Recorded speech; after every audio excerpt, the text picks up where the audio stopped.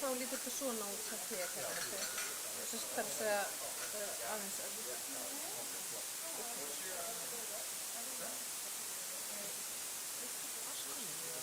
já, það eru skúffu með vaski.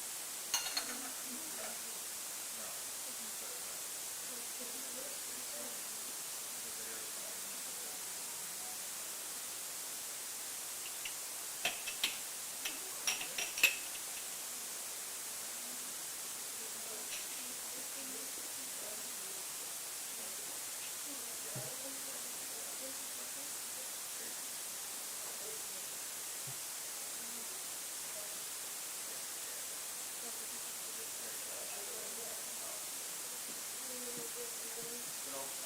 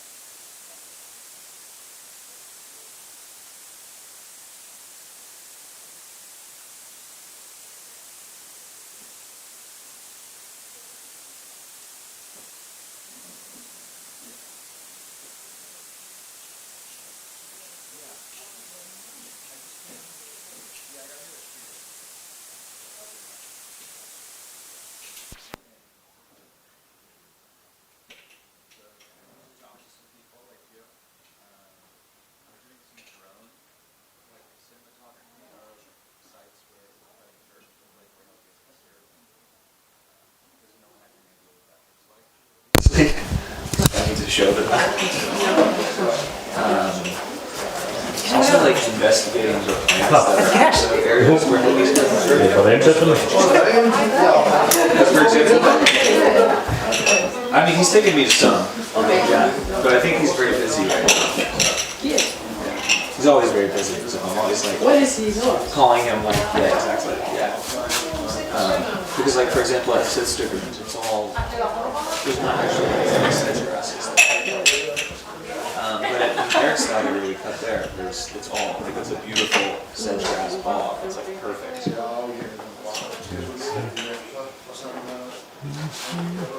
Which is part of my argument, is like it's, the sedge grass bogs are way better. It's like, that's my view.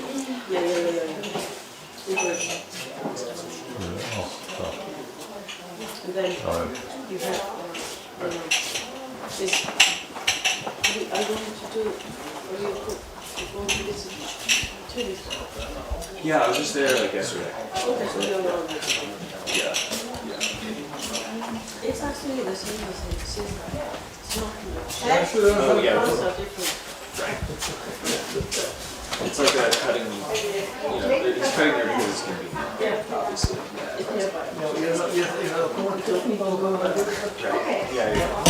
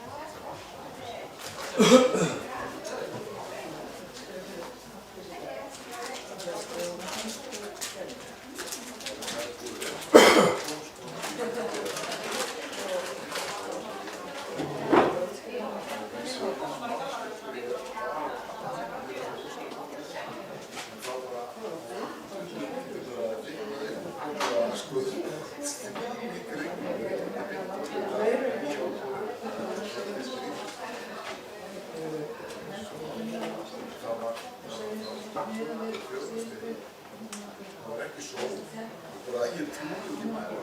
Þannig að ég sagði aðra eins að við eða þú veist, olía þátt bara með.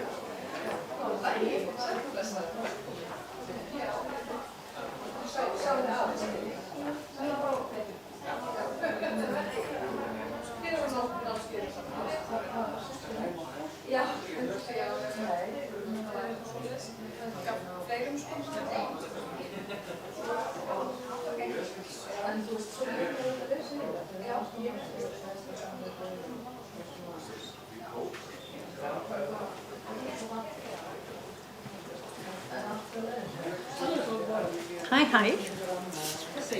Bara gott.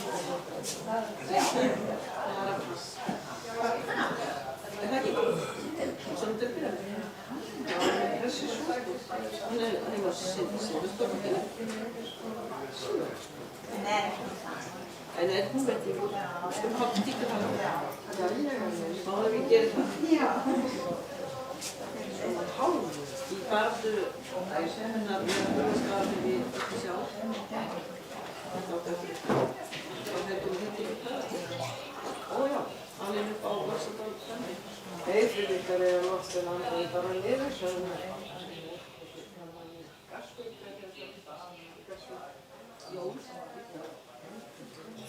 Það klipp. Var nokkuð til að prófa að fara og segja bara ég þarf að testa hljóðinu hérna.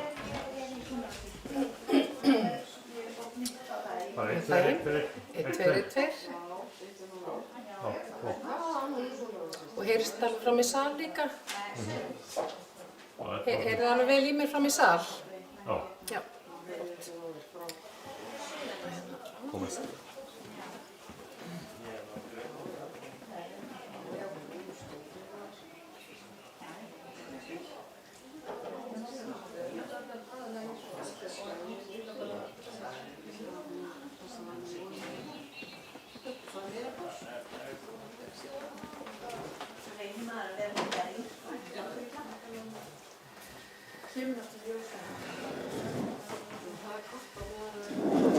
Góðan daginn.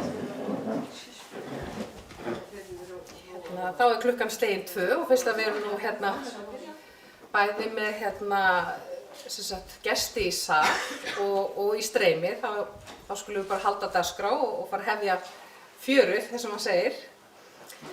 En heil og sæl öll sömul og verið hjartalega velkomin, bæði þið sem eru með okkur í Kakaliskála og þið sem eru með í gegnum streymi. En þetta er þriðja málþing okkar tileinkað torfarfinum, þar sem erindi málþingsins eru bæði á íslensku og ensku, þá mun ég ávarpa gesti á báðum tungumálum. Hello everyone and welcome to our third symposium dedicated to the turf heritage. Since the presentations are both in Icelandic and English, I will do my best to address guests both of the symposium here in Kakaliskáli and those watching through the online streaming in both languages. En að þessu sinni, kannski ég byrjaði að kynna mig, ég fattar það allt í hennu. Ég heiti sem sagt Berglind Þorsteinsdóttir og er safnstjóri Byggðasafns Skagfirðinga. Og það er byggðasafnið sem stendur fyrir þessu málþingi og við ætlum að halda þetta málþing á milli 2 námskeiða Fornverkaskólans til þess að kalla sig flesta saman í þetta. En að þessu sinni er viðburðurinn hluti af menningarminjadögum Evrópu og er haldinn í tilefni af 50 ára afmæli evrópska húsverndarársins. En tilgangur viðburðarins er að skapa vettvang til að ræða torfarfinn frá hinum ýmsu hliðum. Og við færum að sjálfsögðu Húsafriðunarsjóði bestu þakkir fyrir að gera okkur kleift að standa fyrir málþinginu. En íslenski torfbærinn á sér djúpar rætur í sögu okkar.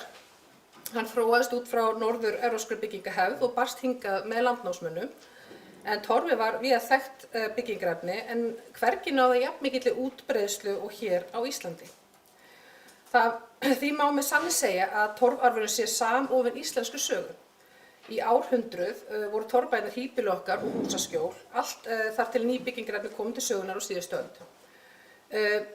Með innfluttu timbri og steinsteypu tóku nýja byggingar smám saman við og torfbæirnir hurfu hver af öðrum. Þeir sem standa enn í dag, utan þeirra sem tilheyra húsasafni Þjóðminjasafnsins, er í raun einstök minnismerki. Þeir hafa varðveist, oft vegna þess að þeir eru lengi í notkun og fengu eitthvað viðhald. Þessi hús eru ekki aðeins vitnisburður hverfandi byggingararf og byggingarlist, heldur líka þá dýrmætu þekkingu sem tengist bæði byggingarefninu og handverkinu sjálfu. Og það einmitt handverksþekkingin sem lykillinn að því að við getum haldið þessum menningararfi á lífi. En til þess þarf samhent átak og með þessu málþingi vonumst við til að leggja lóð okkar á vogarskálarnar og skapa vettvang þar sem vinna við varðveislu torfarfsins koma saman, deila reynslu, upplýsingum og fróðleik, en með því aukum við líkurnar á því að þessi arfur lifi áfram fyrir komandi kynslóðir. Og þetta er að segja að dagskrá málþingsins sé fjölbreytt, allt frá málnotkun torf til rannsókna á burðarþoli og langtímavarðveislu torfhúsa til tilkomu mikilla tilrauna fornleifafræðilegra stúdía á torfhúsbruna. Það verður eitthvað. Vonandi hafi áhorfendur gagn og gaman af erindum.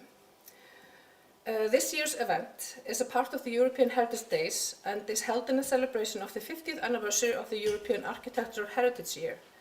The aim of today's gathering is to create a platform where we can explore the Icelandic turf heritage from many different perspectives. I would like to begin by extending our heartfelt thanks to the House Preservation Fund, whose support has made it possible for us to host this symposium. The Icelandic turf house is deeply rooted in our history.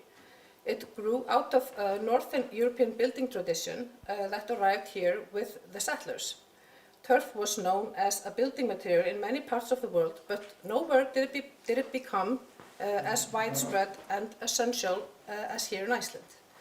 For that reason, the turf heritage is truly woven into the story of our nation. For centuries, turf houses provided us with shelter and home, until new building materials emerged in the last century. With imported timber and concrete, new types of houses gradually replaced them, and one by one, the turf houses disappeared. The ones that still stand today, outside of those preserved by the National Museum of Iceland, are unique monuments. They have survived often simply because they remained in use for so long and received some care along the way.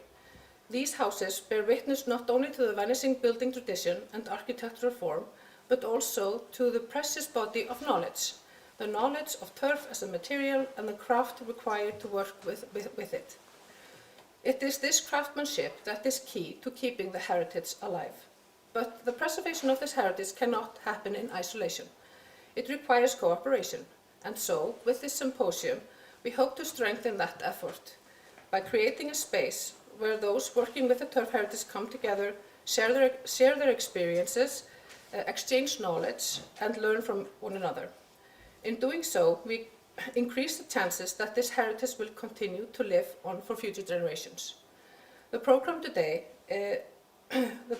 of today's symposium is a diverse one.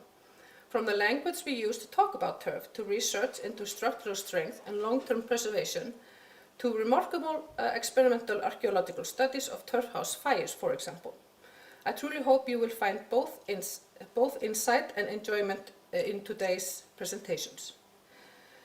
Fyrsta mælanda á dagskrá þarf vart að kynna, en ég gera það samt. Það er Sigríður Sigurðardóttir sagnfræðingur, fyrrum safnstjóri Byggðasafns Skagfirðinga og lektor við ferðamálladeild Háskólans á Hólum. Hún hefur stundað viðamiklar rannsóknir á torfarfinum frá hinum ýmsu hliðum undanfarna áratugi. Hún flytur erindið Tala torf og ber sama heiti og grein hennar sem birtist í nýjasta eintaki Árbókar hins íslenska fornleifafélags og ég mæli eindregið með því að þið lesið hana. The first speaker of today is Sigríður Sigurðardóttir, historian, former museum director of Skagafjörð Heritage Museum, and associate professor at Hólar University. She has conducted extensive research on the turf heritage from many different angles. Her presentation is called Talað torf, or Talking about Turf, and will be in Icelandic. Gjör svo vel, Sigríður.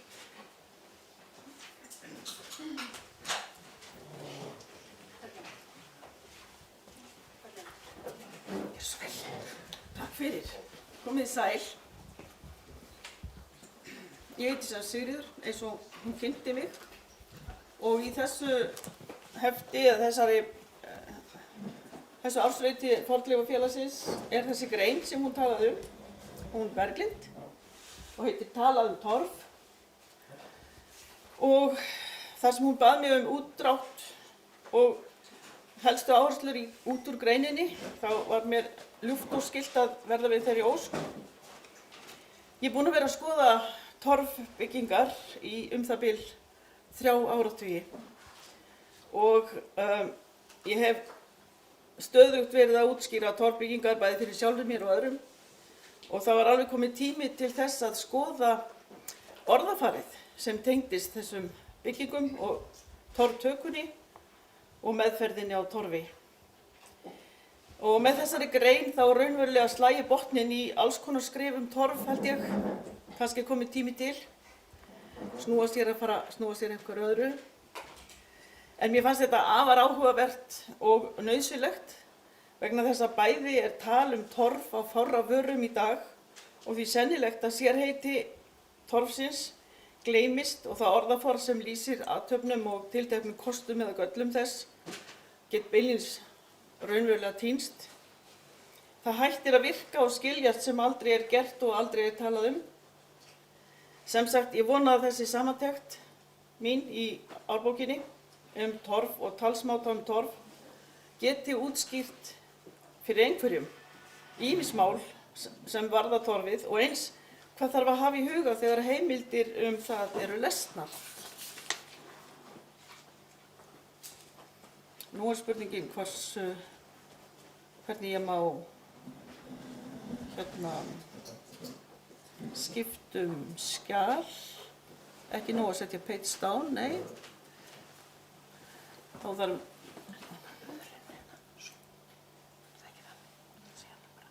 bara hlutinni frosnir. Það gerist á bestu stöðum.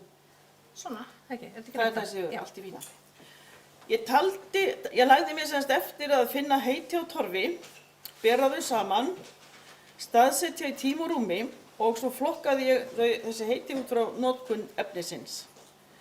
Ég hef leitað markvisst í öllum bindum íslensk fornbréfasafns, Grágás, bréfabók Guðbrands biskups sem var uppi á tímanum 1541 til 1627.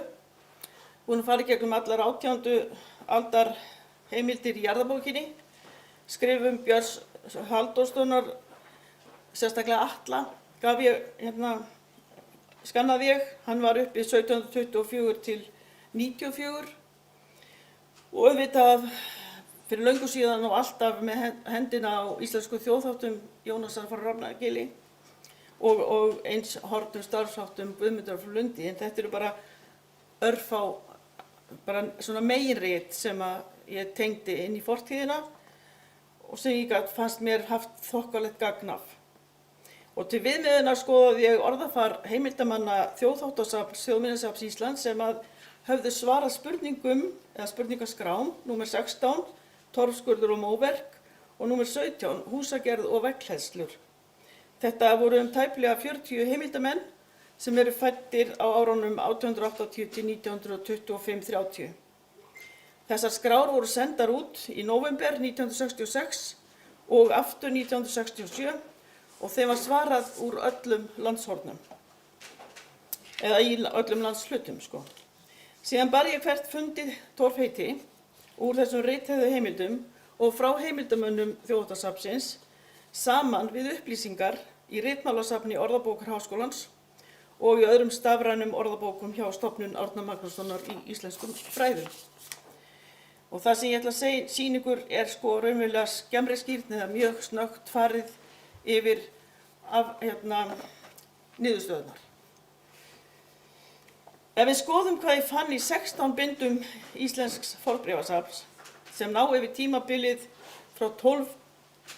til 16. aldar, 110 sinnum talað torf. Torfskurður nefndur 54 sinnum sem jarðarhlunnindi og þá yfirleitt ekki tekið fram hvort sá torfskurður var til öflunar hleðsluefnis, til mannvirkjagerðar eða til eldamennsku og eldunar. Vandinn þarna í fornbréfasafninu sá að torf notað sem yfirheiti á hlunnindum bæði til eldunar og bygginga.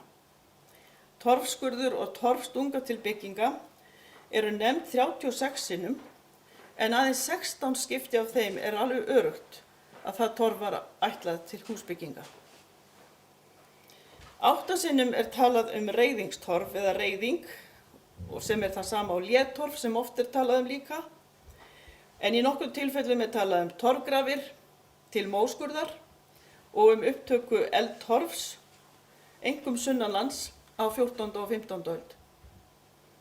Í ritmálasafni Orðabókar Háskólans eru 160 torftengd orð í mörgum samsetningum og það oft erfitt að greina hvort þau eiga við torf til eldunar eða upphitunar eða mannvirkja hleðslu. Þannig að jafn mikil óvissa þau eins og við lestur fornbréfa. Ef við skoðum þetta, þá koma þessi torfheiti, og nú veit ég ekki hversu mikið þið sjáið, satt að segja, af þessu, en bara allt þetta er í árbók Fornleifafélagsins núna, þess ári. Ef þið viljið fletta þessu upp.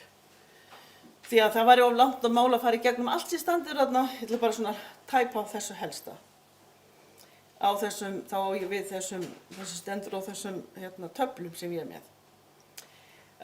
Reiðingsrista kemur oftast fyrir í jarðabókinni, enda talin dýrmæt hlunnindi og það er oft talað húsatorf eða 94 sinnum og það er samheiti sem er notað í öllum bindum jarðabókarinnar.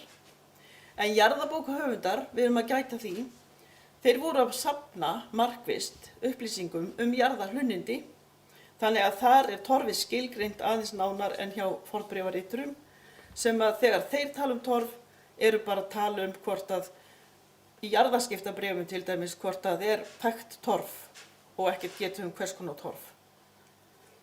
Nöfn eins og grundarþaka, kringlutorf, léttorf, reiðingur og þaka eru allt heiti á ljárristu torfi sem kemur fram í jarðabókum. Ein spaðastungin hnaustegund er nefnd með sérnafni og það er grundarhnaus, sem var tekin af vallendi eins og grundarþökur.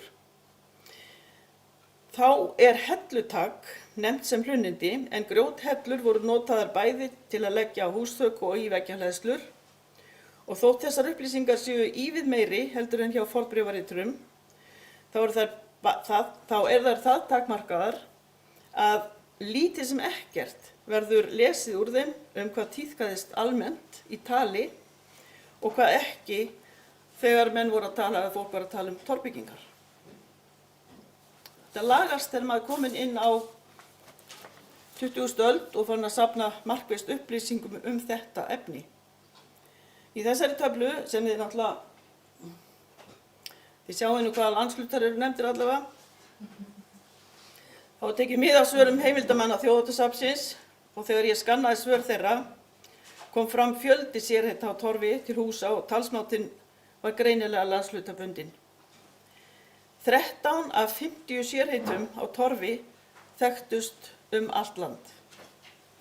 Þau eru grundarhnaus, heitorf, hnakkanhaus, hornhaus, kantsnitta, reiðingur, roftorf, snitta, strengur, torfa, vallendistorf, þaksnitta og þökur. Þá má náttúrulega alveg vera vissum að það voru fleiri slík torfheiti til, en þau kom ekki fram fleiri þarna. Nokkur þessara torfheita eru ekki finnanleg í ritmálasafni Orðabókar Háskólans. Dæmi þau eru kantsnitta sem flestir vegavinnumenn á fyrrihluta 20. aldar þekktu og flóðgarðasnitta sem nokkrir sunnlendingar nefndu og tengist flóðgarðagerð í flóanum á 3. áratug síðustu aldar. Þar koma fram 2 sérheiti á samskonar hnaus og þessi sérheiti, sem sagt, þetta er samskonar hnaus tekin nákvæmlega eins á báðum stöðum, kantsnitta eða flóðgarðasnitta, þetta er bara sami hnausinn.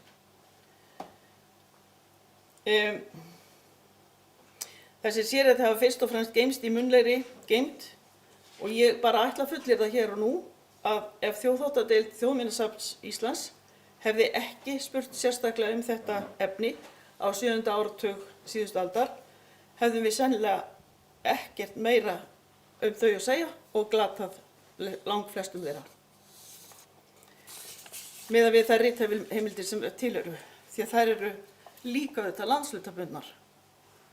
Og þegar við horfum á landshlutana þá eigum við svolítið erfitt með átt okkur á hvort að þetta orð sérheiti var líka þekkt annar staðar á landinu. Það er ekkert sagt það þegar maður skrifar torf. Þetta eru helstu heiti á ljáristu torfi. Og ef þið horfið á töfluna þá hef ég sett torfu sem svona naflan í þessu umhverfi. Torfa eða heitorf, þetta er sama efnið, skorið rist með tvískera frá sínhverju hliðinni eða með einskera, þá í einu lagi, en hún er þykkust í miðunni, dálítið breið. Ef hún er skorin til helminga, þá hét hún annarkvort strengur eða hálftyrðvingur. Torf sem er hugsað sem grundvallar bindiefni eða sem dýnaði reiðingur til að reiða á klyfjar, reiðingur sem við köllum í dag, og eða létorf sem er ljárist torf, létorf eða léna kallað. Það tók það út fyrir Svega vegna þess að það er með sérstökum eiginleikum sem annað torf hefur ekki, það er að segja að þetta er bara hreinlega rætur, engin jarðvegur. Og það sem kallast bálkatorf og settorf er afbrigði af reiðingnum og létorfinu. Og svo er það til hægri, þaka, grundarþaka, grastorfa, grundartorfa, kringlutorfa, mótorfa, svartorfa, vallenstorfa, allt rist af þurrlendi. Ef við skoðum spaðastungi torf, það er annar handleggur, þá erum við að nota annað áhald, pál eða spaða eða hvað sem má kalla það. Og þá erum við með í grunninn hnaus. Við stingum hnaus. Og hann geti verið hnakkahnaus sem er aflangur lítið eitt, stundum dálítið langur, mjór í annan endan, þykkari í hinn og þar er hnakkinn. Og þessi hnakkahnaus er nefndur á öllu landinu en hefur síðan sérheiti eftir landshlutum og það eru klambra eða klambrunhaus, klumba, klumbunhaus og hnakkakökkur. Í hnausana, sá stærsti þeirra heitir hornhaus, raunverulega. Og það er bara eftir hlutverkinu, hann er hafður í horn, þess vegna er hann hafður stór. Það er hægt að hafa alls konar aðra hnausa í horn. En við höfum afbrigði sem við köllum kökk eða kvíahnaus eða jarðarhnaus og við höfum afbrigði á þeim þar sem talað um mýrakökk, pálkökk, vallendiskökk og þjós fyrir eftir hvar þeir eru teknir. Og svo er roftorfið sem er tekið efst af gömlum góðum veggjum, ófúnum eða þekju sem er nógu þykk og ófúin til þess að vera endurnýtanleg. Og svo er það snittan sem er yfirheiti á alveg ótrúlega mörgum afbrigðum og stungin greinilega með mismunandi skáa eða halla, mismunandi stærðu, bara allt eftir hvað hann hefur ætlað að gera, í hvaða hlutverki hún átti að fara. Og þarna erum við með mýrasnittu og mýratorf, vallendisnittu og harðvellisnittu og þið sjáu það er reginmunur á vallendisnittu og mýrasnittu, þið vitið nákvæmlega hvar það var tekið. Og svo erum við þaksnittu eða langsnittu sem er stungin dálítið löng, jafnbreið og það er líka stokkhnausinn eða stokkstrengurinn eins og heitir líka.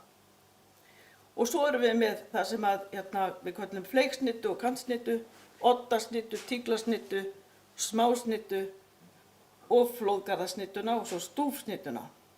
Ég ætla ekki að dvelja við þetta er bara ótrúlega skemmtileg nöfn, ég vil að segja það. Það er líka sérheiti á hleðslugrjóti og þau eru á sinn hátt svolítið landslutabundin, þau eru samt grjót bara grjót, sagði einhver, en svo var nú aldeilis ekki þegar ég fór að skoða þetta. Við höfum sem sagt hellur eða stuðla sem voru talið til hlunnunda samkvæmt jarðabókinni og eins minnst á þau í fornbréfasafni.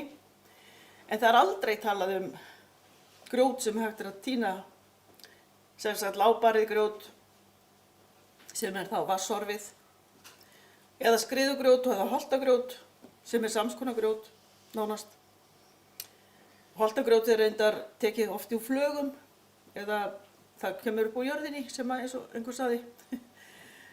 Hraun sem eru þá valin sérstaklega hvernig liggja, kólfar eða kólfagrjót, og svo þetta tilhaukvigrjót sem alltaf talað með þeim hætti.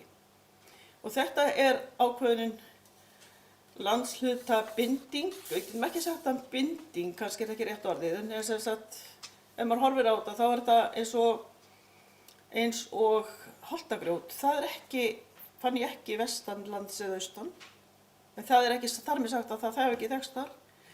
Skiljið, ég ekki að fást við ritheimildir. Og það gæti margt hafa fólk flust til, þá fer það með orðaforða sinn með sér. En það margt fleira sem þarf að líta eftir. Þegar talað svona eins og í frösum, getum við sagt, orðalag, það stundum bundið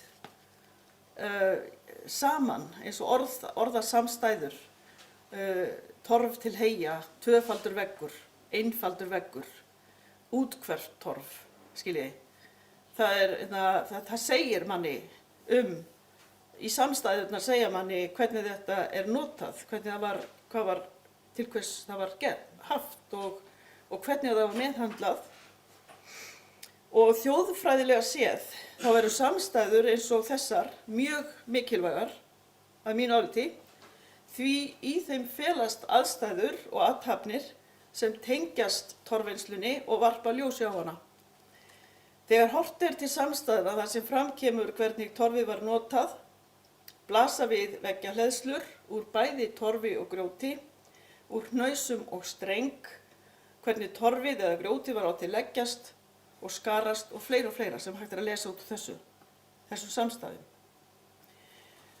Og sömuleiðis þá getur maður sagt að efnistökin skipti máli og eins hvernig talað þau og hvar torfið tekið. Sem sagt, þetta sömu heitin mörg hver, þau notuð á sama hátt, þau tekin á sama stað, eða þetta sömu heitin með mörgum afbrigðum af torfi. Það virðist nú fremur vera á hinn veginn að sami hnausinn getur átt mörg sérhætti. Það kemur fram til dæmis að hinn og þessi hnaus nefndur með sama nafni, þótt sá sami sé, og sunnlenski kokkurinn sem var notaður í flestar hleðslur, eins og norðlenski hnausinn, og tekin á sama hátt og við líkar aðstæður. Þeir eru svipaður og líkir en geta haft ákveðna sérheita, geta haft ákveðin sérheiti. Og hnakkanhausinn sem við erum svo vön að tala í hleðslunni í dag, sem heitir Klömbrunhaus hér í Skagafirði allavega og allt Norðurland. En Klumba þegar þú komin vestur í Breiðafjörð eða Barðastrandarsýslu, og svo skilja sunnlendingar ekkert í þessu Klömbru hleðslum. En þeir kannast alveg við hnakkakökk eða bara hnaus, eins og einhver sagði. En það svolítið gaman af því að kannski var það í fyrsta sinn sem talað það í ritheimild að ef ég man rétt, þá var herfylkingu hér í Haugsnesbardaga 1246 líkt við þéttan klamburvegg, ef ég man orðalagið rétt. En þetta orð klambra þekkt yfir áhald og það líka þekkt yfir bæi frá fornu fari, og hvenær hnausinn, þessi hnaus var farin að taka nafn af áhaldinu sem reyndar svolítið líkt í laginu, þar að sé helmingurinn af klömbrunni eins og klömbrunhaus í laginu. En orðmyndin sjálf hún kemur ekki fram í sem klambrhnaus eða klamburhnaus. Hún ekki til fyrir en á 19. öld á prenti. Og vegna þessa mismunar sem var á torfheitanótkun eftir landsvæðum, það mætti halda að torfvinnslan hafi einhver leyti verið framkvæmd með mismunandi hætti, en í meginatriðum virðist verklag við torftöku og vinnslu hafa verið áþekkt allt land og sams konar áhöld verið notuð. Orðafarið, þar að segja talsmátinn, valt hins vegar á hver torfmaðurinn var. Talsmátinn gekk á milli kynslóða eins og handverksþekkingin og bæði eru jafn mikilvæg gagnvart þessum dýrmæta menningararfi. Svo má spyrja sig líka hvort hægt sé að ganga út frá því að málfar torf hafi alla tíð verið keimlíkt eða líkt eins og áhöldin og aðferðirnar við að nálgast efnið og sömuleiðis hvort megi spegla torfheiti sem koma fram á 19. og 20. öld langt aftur í aldir. Við vitum ekki svara við þessu. En bara í lokin, leið að þakka fyrir mig, þá var ég mjög ánægð að fá að taka þátt í þessu málþingi af því að íslensku torfhúsin eru jú hluti af byggingararfi mannkynsins og okkur ber skylda til þess að halda utan þau. Takk fyrir.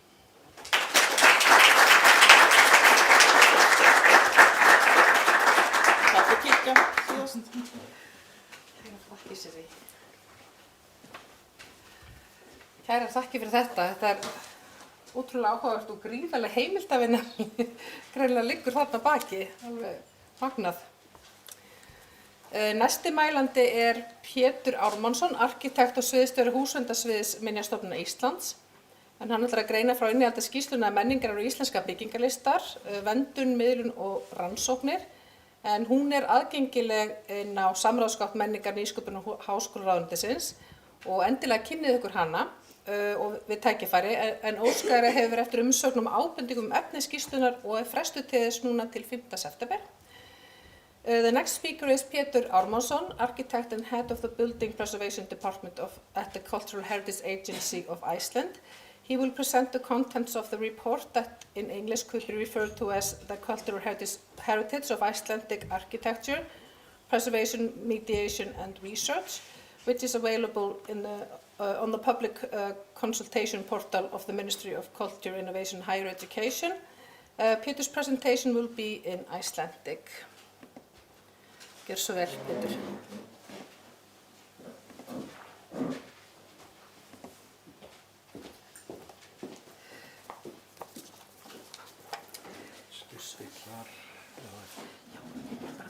Músina, nota hérna. Jú, það virkar hérna. Okay. Hérna. Heyrist það hérna? Þessi. Heyrið þið ágætlega? Já.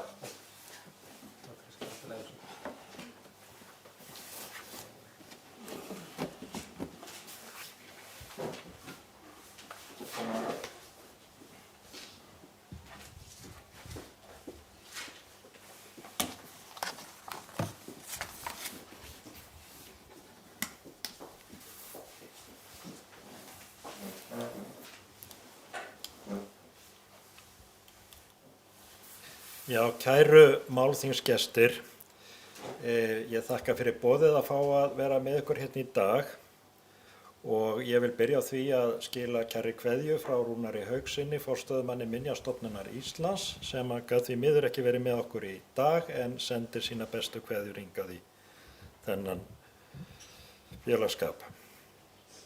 Nú, eins og fram kom þá ætla ég að fjalla skýrslu sem að fjallar verndun og miðlun og rannsóknir á íslenskri byggingarlist. En það var í febrúar 2024 sem að Lilja Alfreðsdóttir, þáverandi menningar- og viðskiptaráðherra, skapaði starfshóp til að vinna að þarfagreiningu í skýrsluformi forgangsröðun verkefna sem stuðla að verndun, miðlun og rannsóknum á menningararfi íslenskra byggingarlistar. Umfjöllun þörf fyrir varðveislu frumgagna, rannsóknarþörf og þróun rannsóknarumhverfis og jafnframt miðlunarleiðir.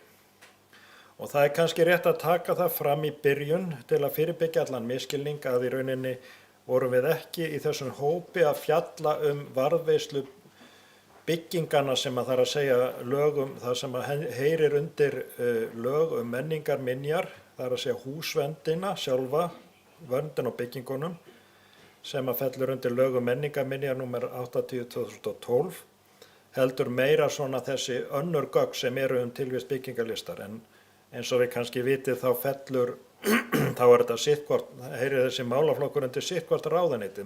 Minjastofnun er undir umhverfis-, orku- og auðlindaráðuneyti en þessi vinna var á vegum menningarráðuneytis. Nú, þessi, já, batterið er að klárast. Þessi starfshópur var skipaður fulltrúum frá Minjastofnun Íslands. Ég var skipaður þar sem formaður af ráðherra. Nú, Anna María Bogadóttir var fulltrúi Hönnunarsafns Íslands, Birta Fróðadóttir var skipuð af Arkitektafélagi Íslands og Óskar Arnórsson var skipaður af Listaháskólanum. Nú, það sem hópurinn férst við var annars vegar greining á sérstöðu Íslensks menningararfs arkitektúrs og stöðu málaflokksins innan opinberra stjórnsýslu. Nú við í skýrslunni fjölluðum svo í 3. hluta varðveislu, í 4. kafla rannsóknir og í miðlun í 5. kafla. Þetta var svona greiningar hluti skýrslunar en jafnframt voru reifaðir valkostir það hvernig standa megi að varðveislu byggingararfs arkitektúrs innan eða utan núverandi stofnana og safna umhverfis. Og síðan í lokin á skýrslunni þá lögðum við mat á kosti og galla mismunandi sviðsmynda. Nú helstu niðurstöður hópsins voru eftirfarandi. Arkitektúr hefur sem listgrein hefur enn ekki öðlast þann sess í opinberu menningarlífi hér á landi sem vert væri og líkt og tíðkast hjá öðrum þjóðum. Þar sem arfleið byggingarlistar er talin eitt af undirstöðuatriðum í menningu hvers lands. Í öðru lagi, varðveisla, miðlun og rannsóknir á menningararfi arkitektúrs eiga sér engan stað í löggjöf og stofnanakerfi Íslenska ríkisins. Í 3. lagi, sem sjálfstæð fræðigrein hefur arkitektúr ekki verið hluti af íslensku menntakerfi, háskóla og fræðasamfélagi, þar til kannski nýverið að hafin var kennsla á meistarastigi innan vébanda Listaháskóla Íslands.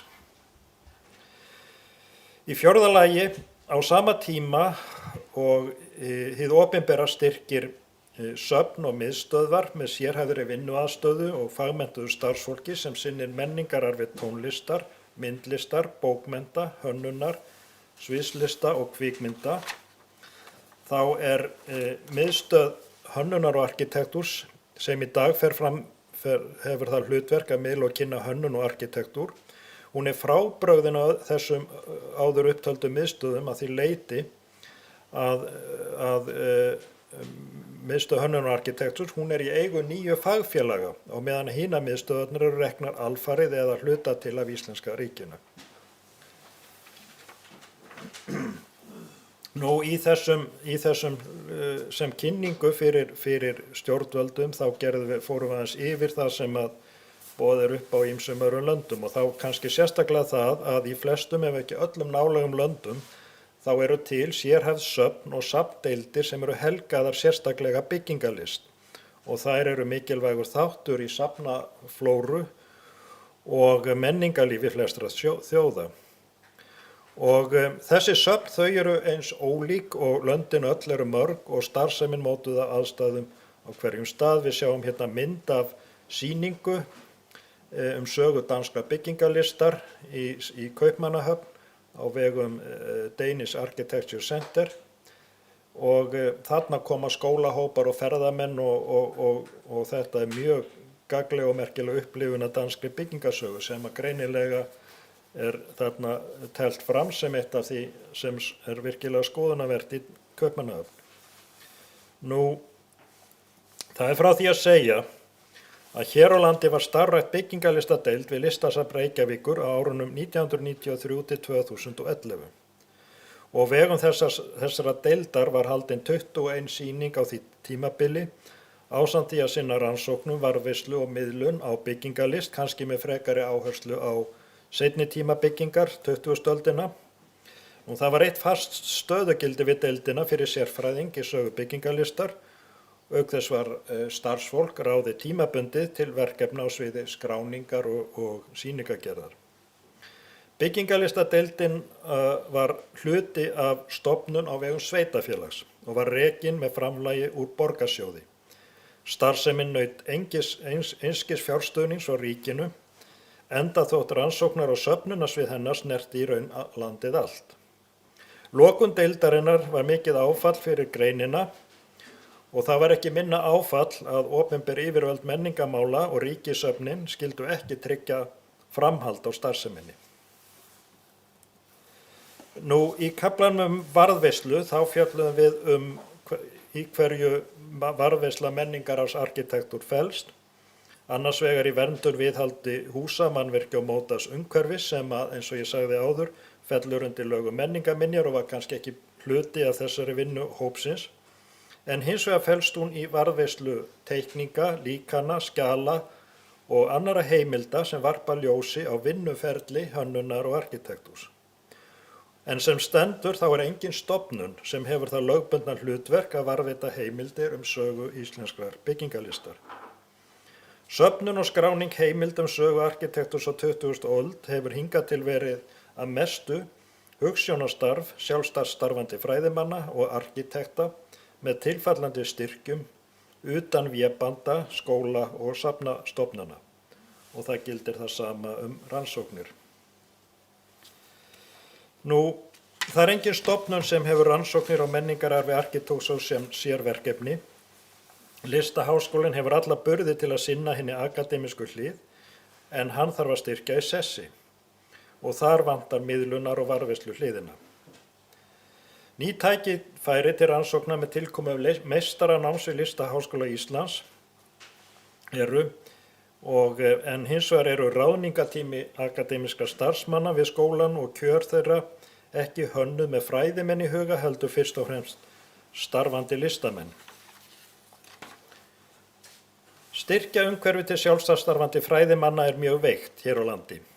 Til að hægt sé að beina ungu fólki á braut rannsókna á menningararfi arkitektúrs þurfa að vera til launuð störf og nægilegir rannsóknarmöguleikar. Skortur á stofnunum og sjóðum sem hafa menningararfi arkitektúrs að markmiði stendur menningararfi rannsóknum á þessu sviði fyrir þrifum. Nú, við fjölluðum einnig miðlun, en það engin móðurstofnun sem miðlar upplýsingum arkitektúr til almennings á Íslandi og erlendra aðila. Annast upplýsingagjöf og kynning á íslenskum arkitektúr og heldur utanum erlends samstarfs. Og ég þekki það eigin raun að það stöðugt verið eftir að ég hætti að gegna starfið þarna við Listaháskóla Reykjavíkur, þá hefur síðan stöðugt verið leita til mín persónulega til að sinna alls konar bæði erlendar og innlendar fyrirspurnir sem að ég hef nú bara yfirleitt þurft að svara í frítíma mínum. Því það engin annar til að beina mönnum í erindi og sum þessi erindi fela í sér mjög mikilvæg landkynningu fyrir Ísland. Þannig að það vantar svolítið þessa tengingu, einhvern samastað fyrir þetta verkefni. Nú kennsla í læsi og byggðu umhverfi sögu eðlu áhrifum arkitektúrs, hún ekki mikil í íslensku skólakerfi.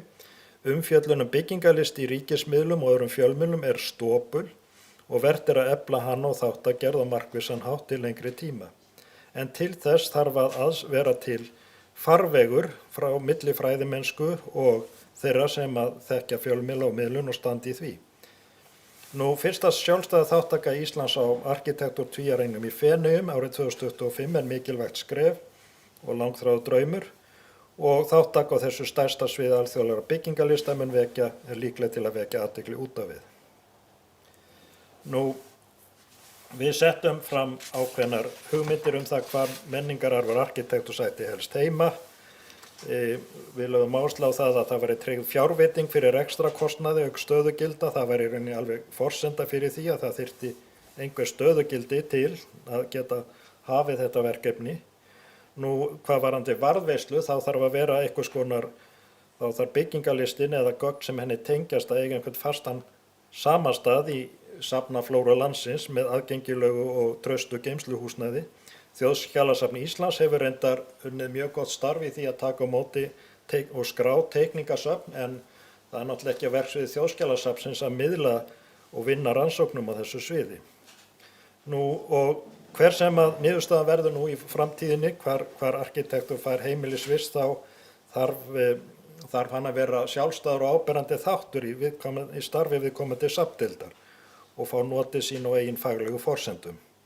Og það þarf að vera tryggt að stjórnendur hafi metnað og skilning á sérstöðu greinarinnar og að það álit sé staðfest í samþykktum eða lögum viðkomandi stofnunar.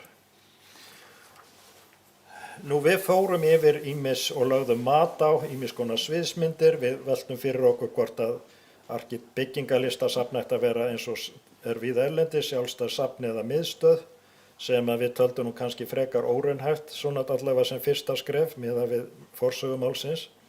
Nú, það liggur að mörgu leyti beinast við að arkitektúrinn byggingarlistin falli undir Hönnunasafn Íslands, en Hönnunasafn Íslands er mjög vanfjármagnað og skortir aðstöðu og er ekki reiðubúin að taka við þessu verkefni svo stöddu.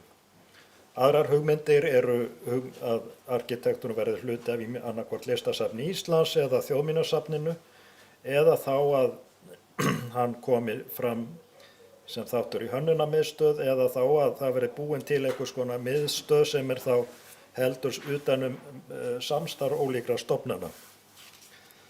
Þetta er nú svona það sem að snýra, en nú er ég kannski komin að því sem að var eigin tilgangur, það er að rekja það sem að segir í skýrslunni torfhúsaarfinn.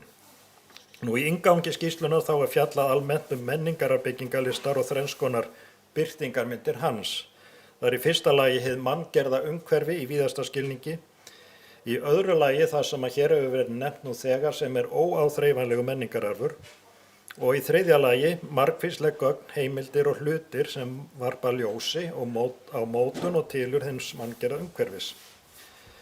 Nú, í arkitektúr birtist óáþreifanlegu menningararfur í formi sérhæfðrar og svæðisbundinna verkunáttu og efnisnotkunar, sem er mikilvægur þáttur í verndun og viðhaldi sögulegra bygginga og varðveislu staðbundinna sérkenna í byggingalist. Og sem dæmi þetta er tekin íslenska byggingarhefð er tekið verklagið við hleðslu torfveggja, frágang bárujárns og ytra borði timburhúsa og ýmis atriði í sambandi við steiningu steyptra mannvirkja. Nú, arfleið arkitektúrs á Íslandi er sérstök þar sem húsakostu þjóðarinnar var öldum saman nær eingöngu reistur úr forgengilegu efni, tré og torfi. Engar heila byggingar hafa varðveist frá upphafi byggðar og fram á 18. öld. Einungis fornleifar í jörðu og ritaðar heimildir gefa vísbendingu húsagerð þessa tímaskeiðs. Elstu varðveitu hús sem enn standa eru frá miðhluta 18. aldar, innflutt timburhús á verslunarstöðum og fyrstu hlöðnu steinhúsin sem reist voru hér á landi. En þótt byggingararfur Íslendinga kunni við fyrstu sýn að virðast fábrotinn í samanburði við önnur lönd, þá er saga hans enga síður áhugaverð og merk. Það ber fyrst að nefna torfhúsahefðina sem þróaðist hér á landi allt frá landnámi og fram á 20. öld. Íslensku torfhúsin eru einstök í alþjóðlegu samhengi og sem dæmi staðbundna byggingarhefð, eða það sem á ensku kallast vernacular architecture. Sú sérhæfða handverksþekking í hleðslu torfveggja og byggingu torfhúsa sem varðveist hefur hér á landi á sér nefnilega ekki beina hliðstæðu í nálægum löndum. Nú, í þessum kafla var fjallað töluvert húsasafn Þjóðminjasafns Íslands og ýmisleg áskoranir sem þar menn eru að fást við á þeim bæ, og líka var fjallað hlutverk byggðasafnanna þegar kemur að varðveislu handverksþekkingar, og þar nefndum við sem dæmi öflugt samstarf byggðasafns Skagafjarðar og Fornverkaskólans allt sem snýr að viðhaldi, fræðslu og endurnýjun þekkingar á þessu sviði. Og við nefndum Tyrfingsstaðadæmin verkefni sem tengdist honum sem dæmi þetta, samþættingu og kennslu í gömlu handverki og uppbyggingu og endurreist torfhúsa sem er verkefni sem er afar mikilvægt að hugsa Nú síðan nefndum við líka íslenska bæinn sem verður nú fjallað hérna og eftir og hugmyndir þar græna byggingalist. En það sem að kannski var niðurstaða varðandi það sem við lögðum mest áherslu á þarna og kom nú reyndar skýrt fram sem svona eins konar niðurstaða í fyrsta þinginu sem hér var haldið, það í rauninni það að Ísland ber ábyrgð á því að ekki bara fyrir íslenska menningu heldur fyrir heimsbyggðina að varðveita þessa handverksþekkingu. Nú hérna sjáum við dæmi tilgátuhús sem ég skoðaði í sumar sem í Glencoe Valley í hálöndum Skotlands. Þar var byggt þetta tilgátuhús eftirlíkingahúsi frá 17. öld og í fræðslumiðstöð sem fylgir þarna þjóðgarði. Þá var mikil sýning og kvikmynd hvernig þetta hús var til. Og það kom berlega í fram að þetta var, og hefur reynda komið fram líka hér á landi, að töluverta þekkingun í sambandi við þessar veggklæðslur þurfti að sækja hingað til Íslands. Ísland sem sagt með öðrum orðum vörslumaður þessa menningararfs og heimsvísu. Og nágrannaþjóðirnar sem byggðu torfhús fyrir á öldum, að þær hafa einfaldlega glatað niður þessari þekkingu. Þannig að sem mín lokaorð eru sem óáþreifanlegur menningararfur hefur handverksþekkingin og handverkið sjálft gildi á heimsvísu og það á ábyrgð Íslendinga að viðhalda því og forða frá glötun. Takk fyrir.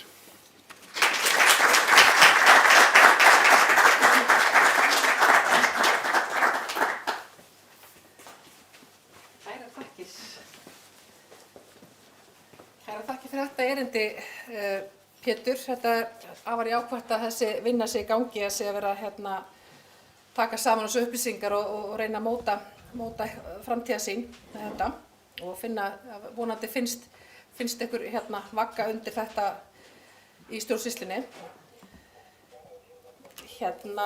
Næstur á mælendaskrá er Hannes Lárusson, frumbyggi, myndlistarmaður og húsvörður íslenska bæjarins eins og hann kallar sig sjálfur. En hann ætlar að flytja erindið Græn torfa í gegnum fjarfundabúnað. Þess má geta hann í óða önn að skipuleggja torfdaginn sem verður haldinn hjá íslenska bænum að Austur-Meðalholtum í Flóahreppi og hvetjum alla áhugasama til að líta við og taka þátt á morgun. En það er sérstaklega ánægjulegt að hversu mikið að vera þegar kemur að torfi þessa helgina. En torfdagurinn haldinn sunnan heiða og hér norðan heiða er torfhleðslunámskeið Fornmarkaskólans á Minniökrum helgina, auk þessa málþings, þannig að því ber að fagna. Erindi Hannesar mun fara fram á íslensku. Next on our program is Hannes Lárusson, a pioneer, a visual artist and the caretaker of the Icelandic farmstead, as he would introduce himself. He will be joining us remotely to present his lecture, Græn torfa. Hannes is in the midst of organizing the Turf Day, which will take place at the Icelandic farmstead in Austur-Meðalholt, Flóahreppur tomorrow. And we encourage anyone with an interest to take part in that celebration. It is wonderful to see just how much is happening in connection with Turf this very weekend. Turf Day taking place in the south of Iceland, and turf building course of the Heritage Craft School here in the north, and of course this very symposium. What a lively testament to the vitality of our turf heritage. Hannes will present in English.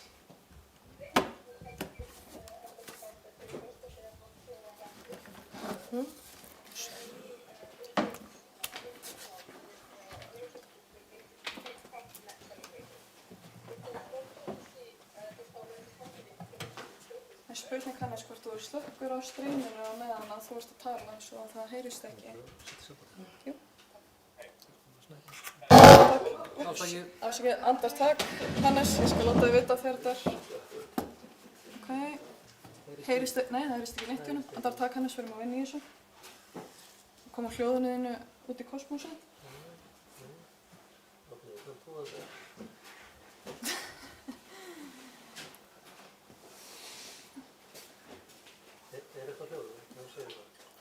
Hann er farinn.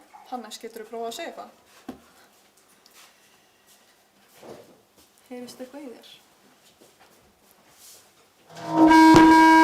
Jæks. Ég bara pröfa að hafa bara hanskinn. Jú, gerum það bara. Prófum það. Sjáum hvað skeður. Úps. bara að gera stil.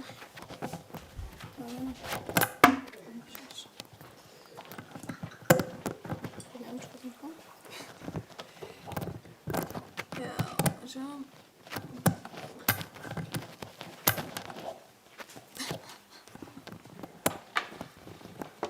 Þetta verður aftur á snúrunum. Þannig að sérst á það. Er það komið? Við erum að reyna þetta. Já, þú heyrðir í mér áðan, var ekki? Já, ég heyri þér en það er spurning sko um allir aðrir heyri þér. Ég veit það ekki. Já. Er þetta klastu? Það heyrist bara ekki neitt. Það er alltaf reynd.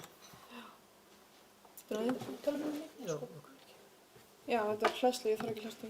En hérna, já, nei það heyrist bara rosalega lítið í hennum þó að það sé...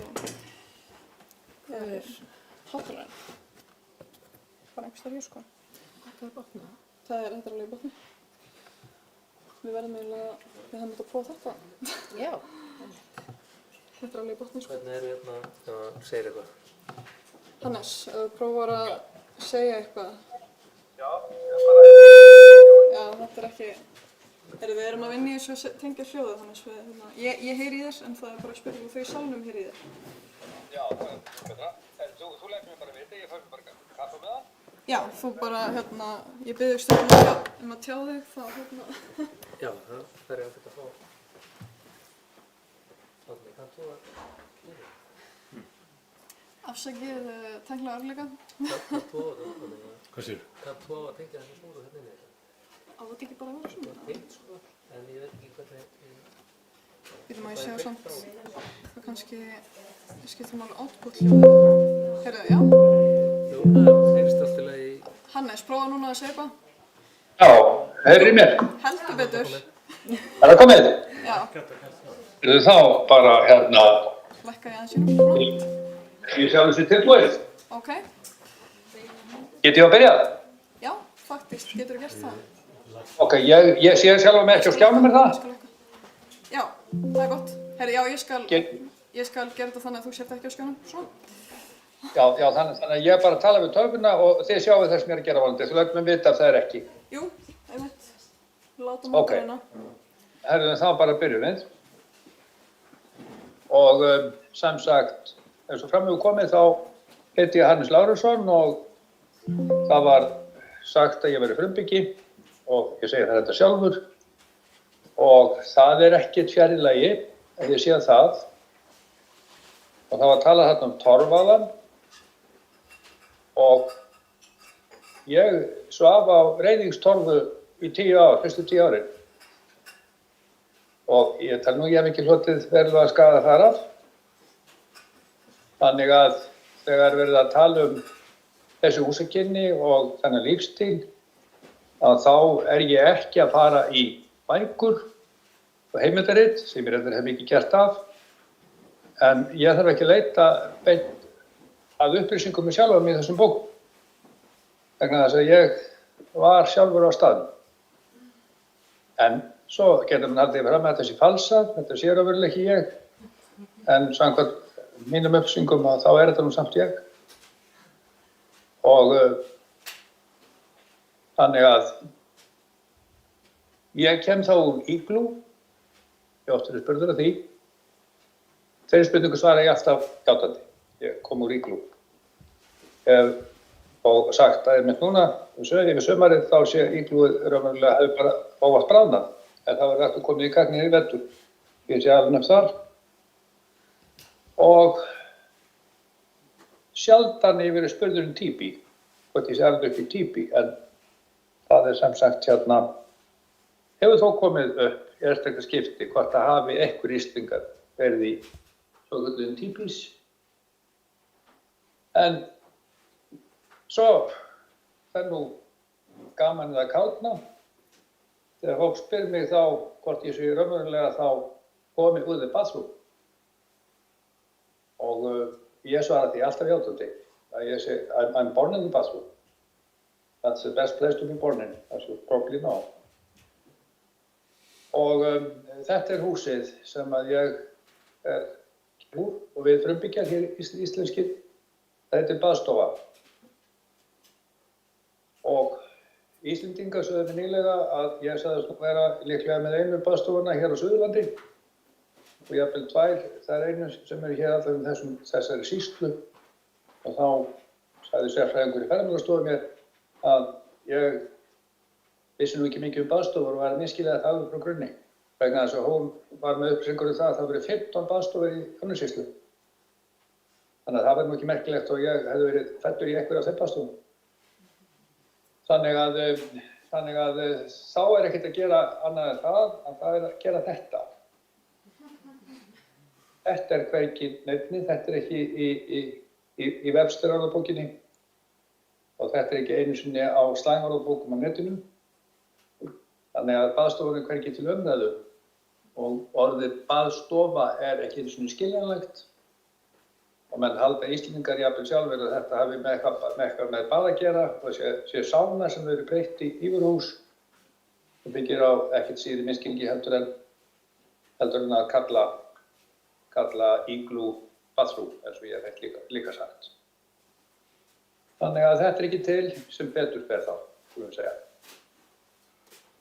Og svo að því að maður hefur nú fengist við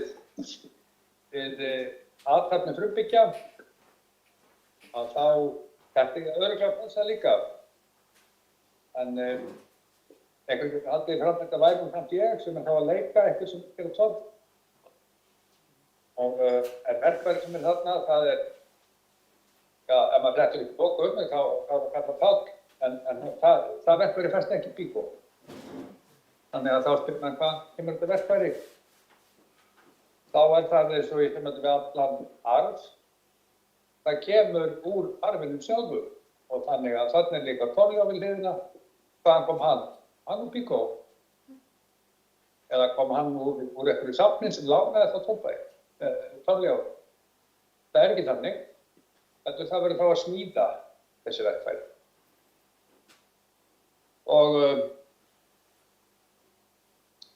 þá var þetta hérna.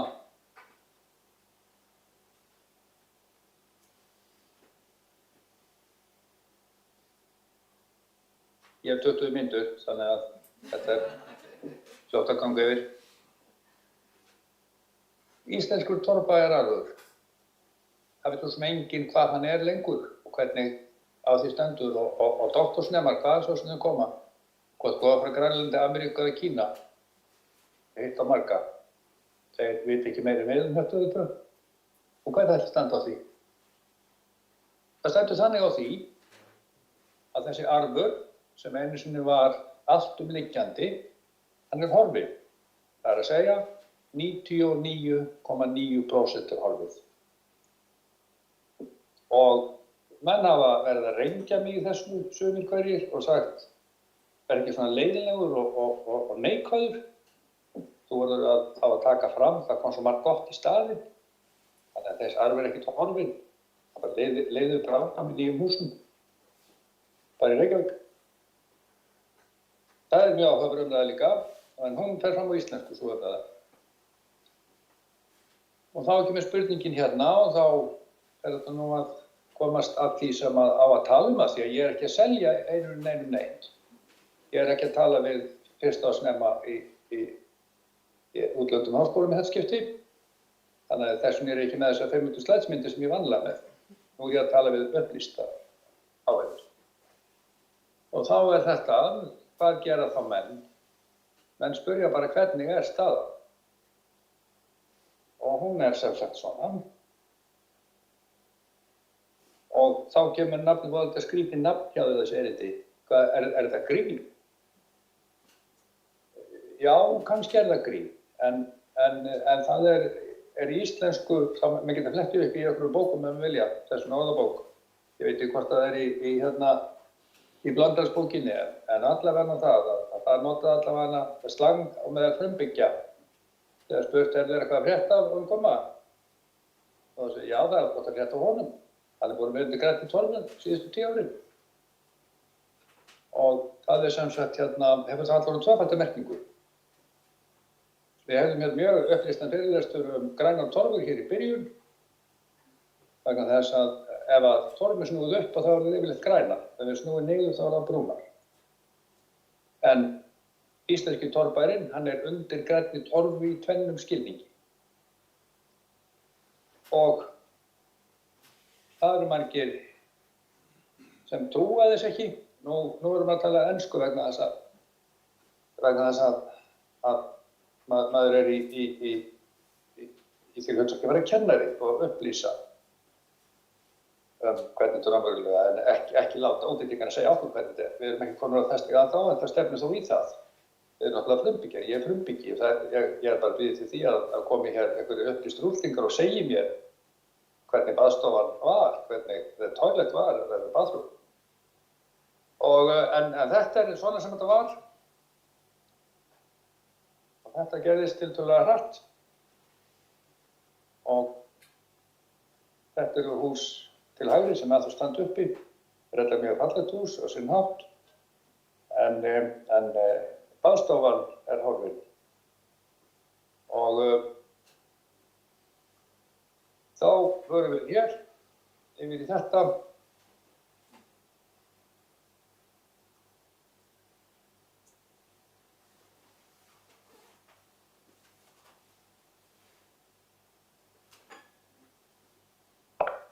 Ábært að tala ekki hvorki ensku eða íslensku, bara hlusta.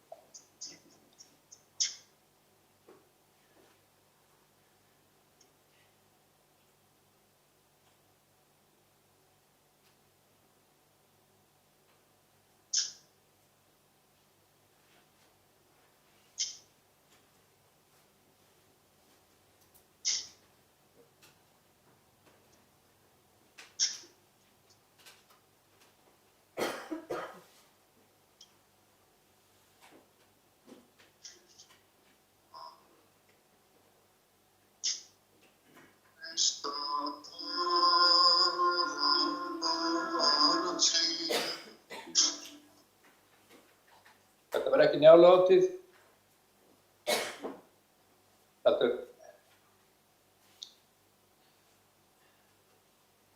getum við sagt raunveruleiki, alvara. Vegna þess að þarna var hverfið bakgrunni sem ég flutti í upp Reykjavík. Reyndar mjög falleg mynd. Og kannski má segja að þarna séum að ræða nýsköpun sem að vantar mig að þarna Sigurrós sem að gera nú sjálfur ekki mikið. Þetta breyta einhverju sem leiðinlegt og lúðalegt. Íslenskur rímnarsöngur og kveðskapur sem enginn þolir, mann grípar strax fyrir eyru, yfir í það að vera alvöru tónlist. Þannig að það má líka læra því í öðrum greinum, hvort sem það er læknisfræði eða arkitektúr eða torfskurður. En þarna hjá við umhverju sem menn ætti að þekkja, en engin útlendingur þekkir svo ég hef heyrt fram á þessu eða hitt. En ég sé með þetta vegna þess að menn trúa því ekki sem ég er að segja oft. Því ég er svo neikvæður á leiðinni. Þannig að, en að því að við erum að tala um útlendinga, þá er garbage and mud. Það er þýðing á hugtæki sem var notað á ráðstefnu 1944 sem greining á íslenskri byggingarlist. Og þá kemur ljós að allir íslenski torfbærir nema 6, sem enginn hefur fundið, ég hef ekki fundið út úr því hvaða 6 það voru, það var ekki Grönbær, ég veit það, var ekki þar meðal, sem að voru taldir í B-flokki, sem voru svona rétt íbúðarhæfi, en á þessum tíma bjuggu 60-70% íslenska en þau torfbærir, þeir bjuggu sem í húsum sem voru skilgreindir þessari ráðstefnu af sérfræðingum og gáfumönnum. Það voru arkitektur og fræðimenn og sveitarstjórnarmenn og pólitíkusar og andlegir leiðtogar. Vísu 2 konur með, en það voru ekki myndinni. Það var nú skástu erindin á þessari ráðstefnu, það voru þessum þær göttu. Og því að þær kunni ekki að nútímann, neginn alveg. En þetta er hugtæki sem var notað yfir íslenskar byggingar af þessu 1200 ára fram þessu. Og allir sem voru ráðstefnu voru saman. Og útlendingarnir sem hlusta á þetta, þeir eru að fá að taka upp hugtak sem er ríkjandi. Það er að segja garbage and mud á ensku. Það er að segja moldargreni og fúaspýtur. Og já, hvernig er þetta? Hvernig er staðan? Svona var staðan fyrir nokkrum árum síðan. Þetta er 10 ára gömul glæra. 2 af þessum húsum eru horfin. Eitt hefur versnað mikið þarna, eða reyndar 2. Þessi til hægri hafa versnað mikið, en ennþá hægt að bjarga eitthvað af þeim. Þarna er hæsti veggur á Íslandi, 5,5 metrum, frammi í Skriðdal. Hann stendur enn eftir 100 ár, segir sínu sögum handverksþætti. Hérna er bær sem er rétt við hliðina á mér, sem þarna var meira að segja bathroom og hlöðeldhús og fleira. Miklumbæslagangi var þetta rifið og ekki eins og tekna myndir af húsinu. Þetta fór á Haugana og ég hitti fólki sem stóði þessu fyrir rétt 10 árum síðan. Þeir sögðust hafa náð að rífa þetta eiginlega á einum degi. Svo jafna við jörðu og það er þetta sem. Og þá segja nú áttu ég maður að þetta heiti græn torfa. Já, það er gott að átta sig á því loksins. En grænar torfur eru líka í yfirferðum skilningi annars staðar en hjá okkur. En það hefur enginn slegið okkur út í því að eyða menningararf. Við höfum heimsmetið því og skrítið að það skulle ekki verið tekið fram í túristafæslu. Og síðasti torfur er Reykjavík. Hann er hér. Ég átti líka samtal við ljósmyndir sem tók þessi myndir. Hann eiginlega misti af vettvangi vegna þess að hann kom hádegis á það. Þá var næstu búinn að rífa húsið. Þetta er myndin sem hann náði. Og þá var það þetta er ástandið og það er kallað heritage at risk. Raunverulega ætti heimsbyggðin að hjálpa okkur við þetta vegna þess að við erum frumbyggjar sem ekki skiljum okkar eigin menningu. Og það hefur heimsbyggðir gert í stöðum eins og til dæmis Íran, þar sem var meiri háttar jarðskjálfti fyrir 20 árum síðan. Það var mókað í það peningum og það raunverulega endurreisa það aftur. Þessu fundi jarðskjálftana. Og það voru náðast aðeins mikið árangur vegna þess að Íslendingar eru ekki neins staðar á blaði, neinni bók grænar arkitektúr eða vernacular arkitektúr á heimsvísu. Það er þó internetljóð og íglús eru þar og það er með að segja húskofar frá Írlandi sem eru ekki beður og leir þarna úr torfi. Það er þetta kallað torf, það er kallað mótorf Írar og við erum náttúrulega Írar líka þannig að það er ástæða fyrir þessu ruglingi með torf á miðöldum. Við erum með þá að notum orðið torf yfir mó þá. Þetta er í bókunum. En þetta er ekki í bókunum. Nema það, ég hef sagt mörgum útlendingum háskólannemum á fyrsta ári að þetta sé einmitt indjánabyggð á sléttum annaðhvort í Nebraska eða Saskatchewan eða þeim slóðum og þeir hafa trúað því. Þannig að indjánabyggðu líka húsins við og ekki langt á milli. Þarna kemur indjánahúsið, svo eru þessi húskofar okkar. Það er ekkert af þeim í neinni bók sem ég séð og ég fór fyrir nokkrum árum síðan í gegnum 30 bækur. Það var í engri bók minnst af íslenska torfbæjar eða mynd af íslenskum torfbæjar. Svona líta kallanir út. Það getur líka verið kona, ég skil ekki fullur það. Og svona leit fólk út sem byggði þessu hús. Og þá er þetta sem kemur í staðinn. Jæja, hvernig er þetta að búa í Íslandi? Hvað er það sem heldur lífinu í okkur? Er það ekki, eins og segir hérna í blaði sem ég með fyrir frá mig, að segir hérna fiskurinn, ekki síst þorskurinn, er einn af tröstut og hornsteinum íslenska menningar af sjálfsvitundar. Ég held ekki vont með því. Og hvað er það? Það er gufa, fiskur, rafmagn. Nú tíminn kominn í Æsland. Emoji. Það voru fyrir útlendingana. Concrete, electricity, steam. Allt komað hingað. Why did you go to Iceland? He said, because of the steam. Geothermal. I love that. Okay. Tangled tongue. Is that mentioned in the tourist brochures? Not that I know. But this is the Iceland emoji. Nútíminn. Velkomin til Íslands. Og þá hvað tekur þá við? Það er sem kallað er greining, að það liggja fyrir upplýsingar. Við vorum með upplýsingar hér í fyrstu erindunum 2 sem að tæki miskust heila rastunum að greiða aftur úr og greina. Það er nóg upplýsingum til. Það er greining. Og hvernig á hún að vera? Hvað þarf að taka fram í greiningu? Hvernig á að selja þetta og hvernig á að greina þetta? Það er ekkert annað en það. Menn eru bara með mynd af íslenskum bæ og svo með mynd af bæ annars staðar við heiminum og bera þetta saman. Þá sjá menn einhverja sérstöðu vegna þess að sérstæðu skilgreind í víðara samhengi. Sérstæðu er ekki til nema í víðara samhengi. Og ef víðara samhengi vantar, sem okkur hefur væri mikið vantar hér á Íslandi, að þá gengur þetta ekki. Og hvernig er sérstæðu víðara samhengi? Hvernig er það greint svo? Það er greint í gegnum upplýsta samræðu og skoðanaskipti. Og þá getur menn eins og ég lenti í samræðu með það, að menn telja að margt í íslenskum byggingaræfi sem að mín skoðun er að sé að það eina sem við getum raunverulega tefnt fram, að það sé á gráusvæði. Og er þá með einhver rök gegn því að taka ekki undir mínu skoðun, til dæmis það að baðstofan sé hjarta íslenska torfræðins og sé það sem ættum að leggja megináherslu á og greina hana út frá fagurfræði, lífstíl og öllu öðru sem þar er og reyndar augljóslega vaka íslenska menningar. Er það fullt af fræðimönnum sem eru ósammála við þessu? Kannski ekki alvöru en kannski bara til að sýna svona einhverja sjálfsvitund. En það gerir ekki til, það er jákvætt. Og þess vegna þarf upplýstu samræðu og skoðanaskipti, það er nauðsynlegt. Síðan númer 3, það er það sem er mjög nauðsynlegt líka.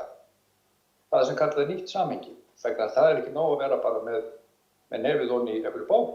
Það er mögulega líka að sjá heiminn og sjá sjálfan sig utanfrá og innanfrá og þá uppgötvar menn nýtt samhengi út frá því viðfangsefni sem að menn er að kljást við. Fyrir utan það að þetta snýst nú allt meira um líkamann og sálina og sjálfsvitundina og þaðan kemur samhengið. Síðan er það sem þarf að fara fram, það þarf að fara fram ræktun sem að fer fram í skólakerfi, það fer fram meðal einstaklinga af ýmsu tagi, það er sjálfsprottið, það er skylduverk, það verður að fara fram uppbygging, hún er nauðsynleg vegna þess að byggingar hafa verið stóru hluti af heiminum, hann byggir á endurbyggingu og endurbyggingar hefð. Það eru bara Rómverjar og einhverjir nokkrir aðrir sem að Grikkjum datt ekki einu sinni í hug að allt myndi varað eilífu. Þeir voru alveg á því að það varir ekkert að eilífu. Rómverjarnir aftur móti töldu að það geti alveg verið og þetta fluttist svo yfir í nútíma væðinguna í heiminum, í vestræna heimi, að eitthvað endast að eilífu, en það er ekki þannig.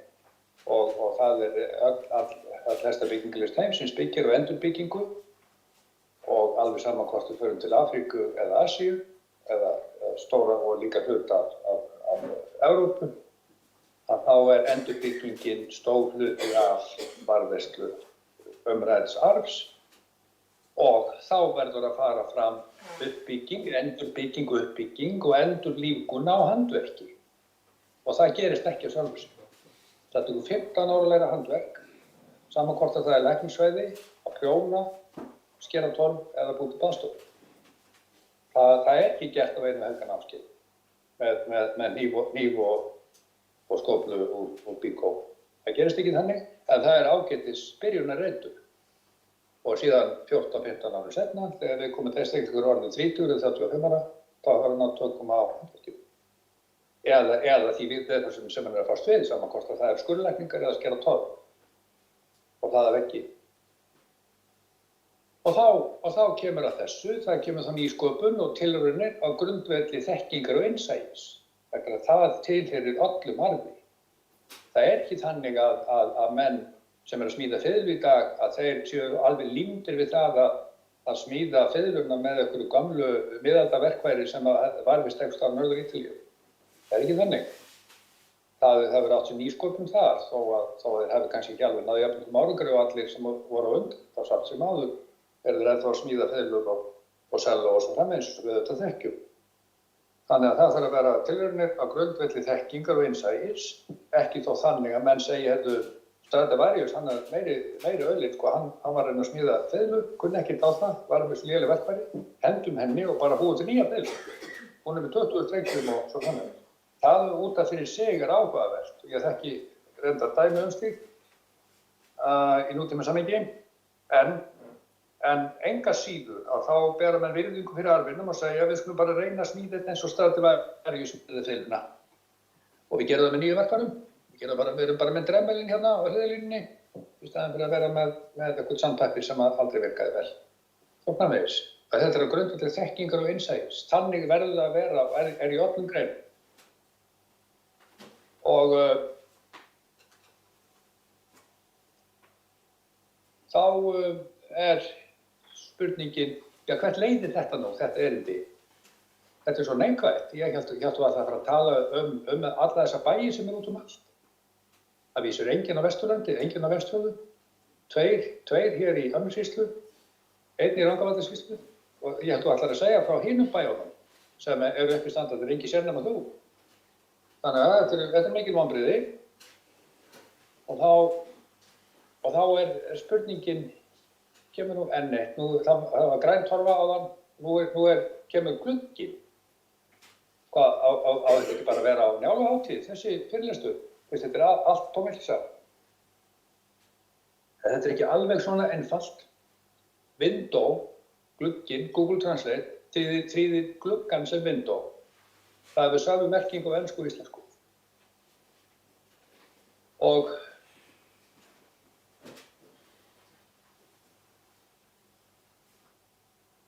þá sjáum við það að meira sé á ensku, íslensku, kínversku og rússnesku að tíminn líður.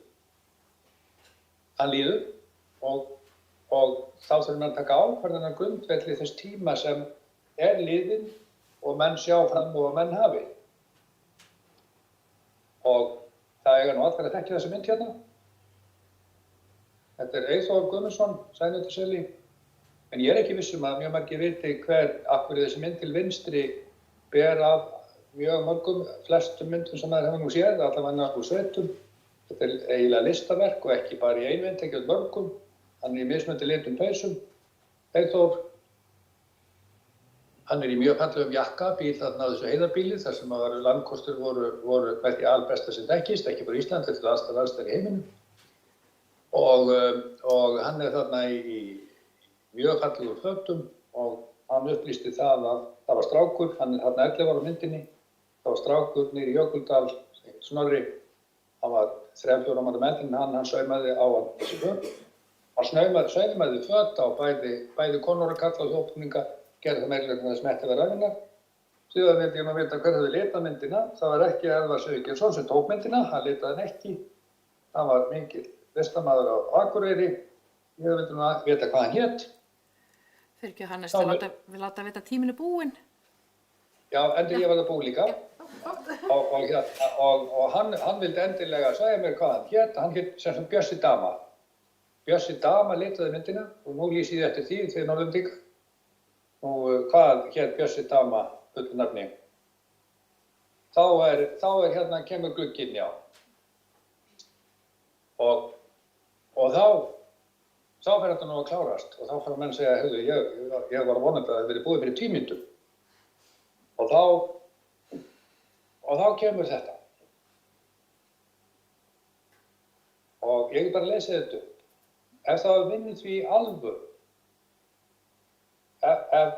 í því alvöru, að fá íslenskan torfbæjar, þetta er komið í barnaskóla, torfbæjararfinn eða einhverja hlið á honum.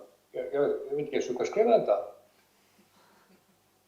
Hlið á honum, viðurkenndan sem hluta af heimsminja skrá UNESCO. Verður glugginn, hann er komið glugginn eftir, glugginn opinn í 3 til 5 ár. Það þarf þá að kalla alla þá saman sem hafa eitthvað til ég vera bitastætt. Google Translate nær því ekki. Til að málana leggja. Contribute. Það er ok, en málana leggja þýðist ekki vel. Sá hópur myndi síðan vinna markvisst að gerð umsóknar og þarna einlitla framkvæmdar, skipulagi á nauðsynlegri forvinnu.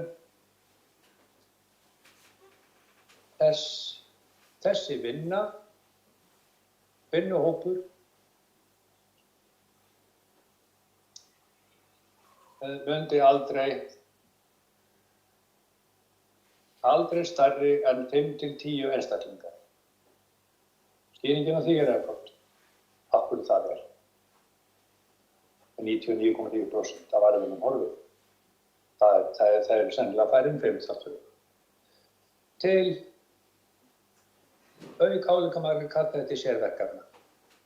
Samkvæmt áætlun sem liggur fyrir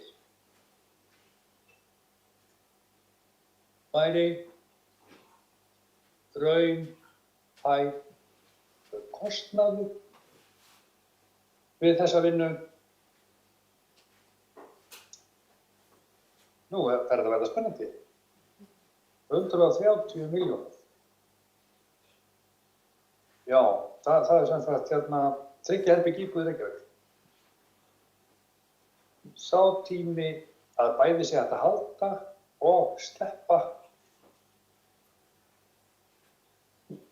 þegar kemur að, það er ekki kunni tökuna, að íslenskum menningararfi er óðum að líða.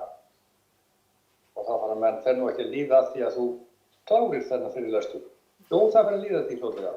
En þetta er það sem að ég vil koma hér á framfæri. Það þýðir ekki að tala og greina og halda málþing. Ég búinn að halda kannski 50 til 100 fyrirlestra þennan af hér og þar fyrir Íslendinga og útlendinga. Það kemur ekkert út úr því. Og framlög samfélagsins til þessi verkefni sem við erum með hérna í íslenska bænum, sem æði margbrotið, það er 1 kaffibolli á mánuði í gegnum 40 ár.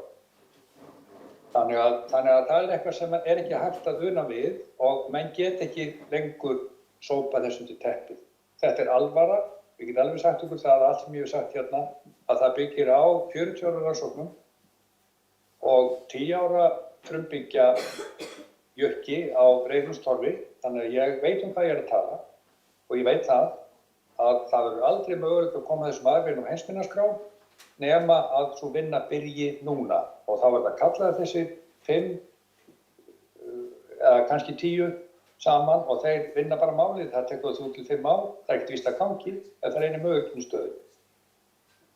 Á morgun er torfdagurinn, já, hann er svona, þetta er svona ein sviðsmyndaðar, þetta er verið að búa til sviðsmyndaðar en þá er það ekki torfið, þetta er þorskhausinn sem við erum að ræða og hvernig tengist það þessu? Ertur þorskhaus? Er nú búinn að vera hornsteinn okkar menningar í 1200 ár. Ég er búinn að spyrja 200 Íslendinga, sennilega fleiri, síðastliðin 5 ár hvort er yfir þorskhaus. Það er raunverulega enginn sem við gefum sér fram. Við erum búin að lýsa því í bandablaðan og víðar að fá alla Íslendinga, það er allir í heiminum sem kunna að rífa þorskhaus. Þannig er bara að handverk, mjög fáaða matarmenningu og menningararf sem raunverulega hangir á bláþræði. Og á morgun verður farið yfir þetta og það er vonandi að þetta og það spyrir ég að hverju þú greiti þessu. Það er að því ég er frumbyggi ég fekk vasanhníf þegar ég var 7 ára og það fekk líka þorskahaus sem ég átti að rífa. Þannig að, og ég hef gert það líka síðan, eins og venjulegum frumbyggi. Og torfbæjararfurinn og að rífa þorskahaus, það arfur sem að hangir á bláþræði, lamaður, hvort tveggja að rífa þorskahaus, það enginn af ykkur gert það þarna. Þau geta segja með netti sem eru hlustað með enginn okkur yfir þorskahaus. Og jafnvel ekki smakkað þorskahaus. Og það eru all miklu fleiri nöfn til lýsingar á beinum og vöðvum í þorskahausnum heldur en á torfunni, eða minnst jafnvæg. Og lamandi og deyjandi arfur, torfbæjararfurinn og það rífa þorskahaus, þetta hvort tveggja lamandi og deyjandi, ef það deyr og það það bil að deyja. Og hvað tekur þá við? Það tekur við þess sem kallað klaufaskapur. Í öllu handverki sem þessum arfi tengist, hvort sem það torf eða þorskahaus. Það eru ranghugmyndir. Það festa sig í sessi, jafnvel hjá fræðimönnum og doktorsmennum. Það bókstafstrú sem að menn hanga dauðahaldi í og fara þá að taka fram fyrir hendur og frumbyggjum og segja, þú veist ekki hvað reiðistorf þú sást ekki reiðistorfi. Það var alltaf öðruvísi torf. Þannig að frumbygginn, hann lendir í varnarstöðu og síðan endar þetta í svokölluðum glannaskap. Og við erum á þessum tímapunkti núna, klaufaskapur er kominn til bókstafstrú og og þá segja hann, þá þarf nú að hætta þessu. Þá kemur á því að þarna til hægri fyrirbæri sem að finnst nú ekki í bókum, það torffugli. Og við skulum vona að torffuglinn ná að fljúga og koma með skilaboð sem að menn taka alvarlega og kannski var það torffugli þrátt fyrir allt sem var að kvaka hérna áðan.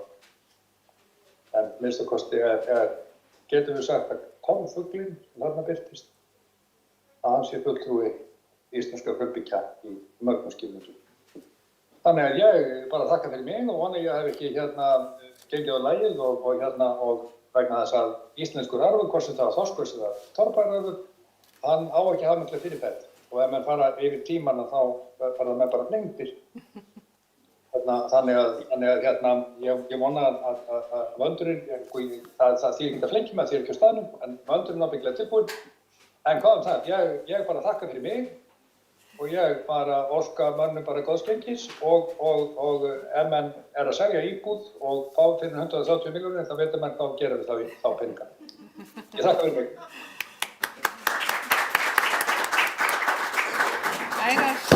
Kærar þakkir fyrir þetta fróðlega og erindi og hugvekju. Það margt sem maður getur tekið með sér og gangi einhver sem allra besta á torfdeginum. En síðasta erindi, fyrir kaffihlé. Ég held að við hoppum yfir dagskrárlegum spurningur og umræður, en síðasta erindi fyrir kaffihlé verður flutt af Catherine Ann Teeter, doktorsnema í umhverfis- og byggingafræði. En hún ætlar að greina frá burðarþolsrannsóknum sínum á torfhúsum með erindinu Optimizing Icelandic Turf House, Simulation and Monitoring of Structural and Hypothermal Behavior for Long-Term Conservation. Hún verður einnig með okkur gegnum fjarfundabúnað og erindi hennar verður flutt á ensku en í raun og veru erindin sem eftir eru í dag verða flutt á ensku. The final presentation before the coffee break, we will skip the question because we're a bit after schedule. It will be given by Catherine Ann Teeter, I hope that's correctly pronounced, a PhD candidate in environmental and building sciences. She will share insights from her research on the structural capacity of turf houses in her lecture Optimizing the Icelandic Turf House, Simulation, Monitoring and Structural and Hypothermal Behavior for long-term conservation. She will also be joining us remotely and her presentation will be delivered in English, but from now on we will have the presentations in English. Hello, Catherine. Good to see you. Það kveikja á makana. Já. Hi. Hello. Hear me okay? Will you be sharing the screen? Yes. Did it not share? Let me go back in. Okay. Yep. Can you see it now? Yep. Will you be keeping your own time? Yes, I will. I have Okay. a stopwatch ready. Thank Yeah. you so much. Okay. So good afternoon, everyone. My name is Katie Teeter, and I'm a PhD student at the University of Iceland. I'm here today to talk about the research project that I'm a part of. The longer and more formal title is what you see on the screen. Let me see if I can maybe move this out of the way. Basically, we're interested in looking at structural and hydrothermal behavior and the structural health monitoring of the turf houses. And we're going to spend the next 20 minutes unpacking that, talking about what that actually means and what it is that we're doing. We can understand this, let's see. Yep, we can understand this project as a way of combining digital technologies and museum conservation to better understand turf houses and how they behave.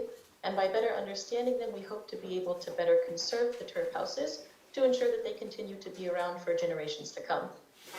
In a way, we're kind of filling a gap in the field of research by applying structural and hydrothermal behavior and structural health monitoring to the field of turf houses. The project is a partnership between the University of Iceland, the National Museum, and then we are very grateful to have funding from RANIS.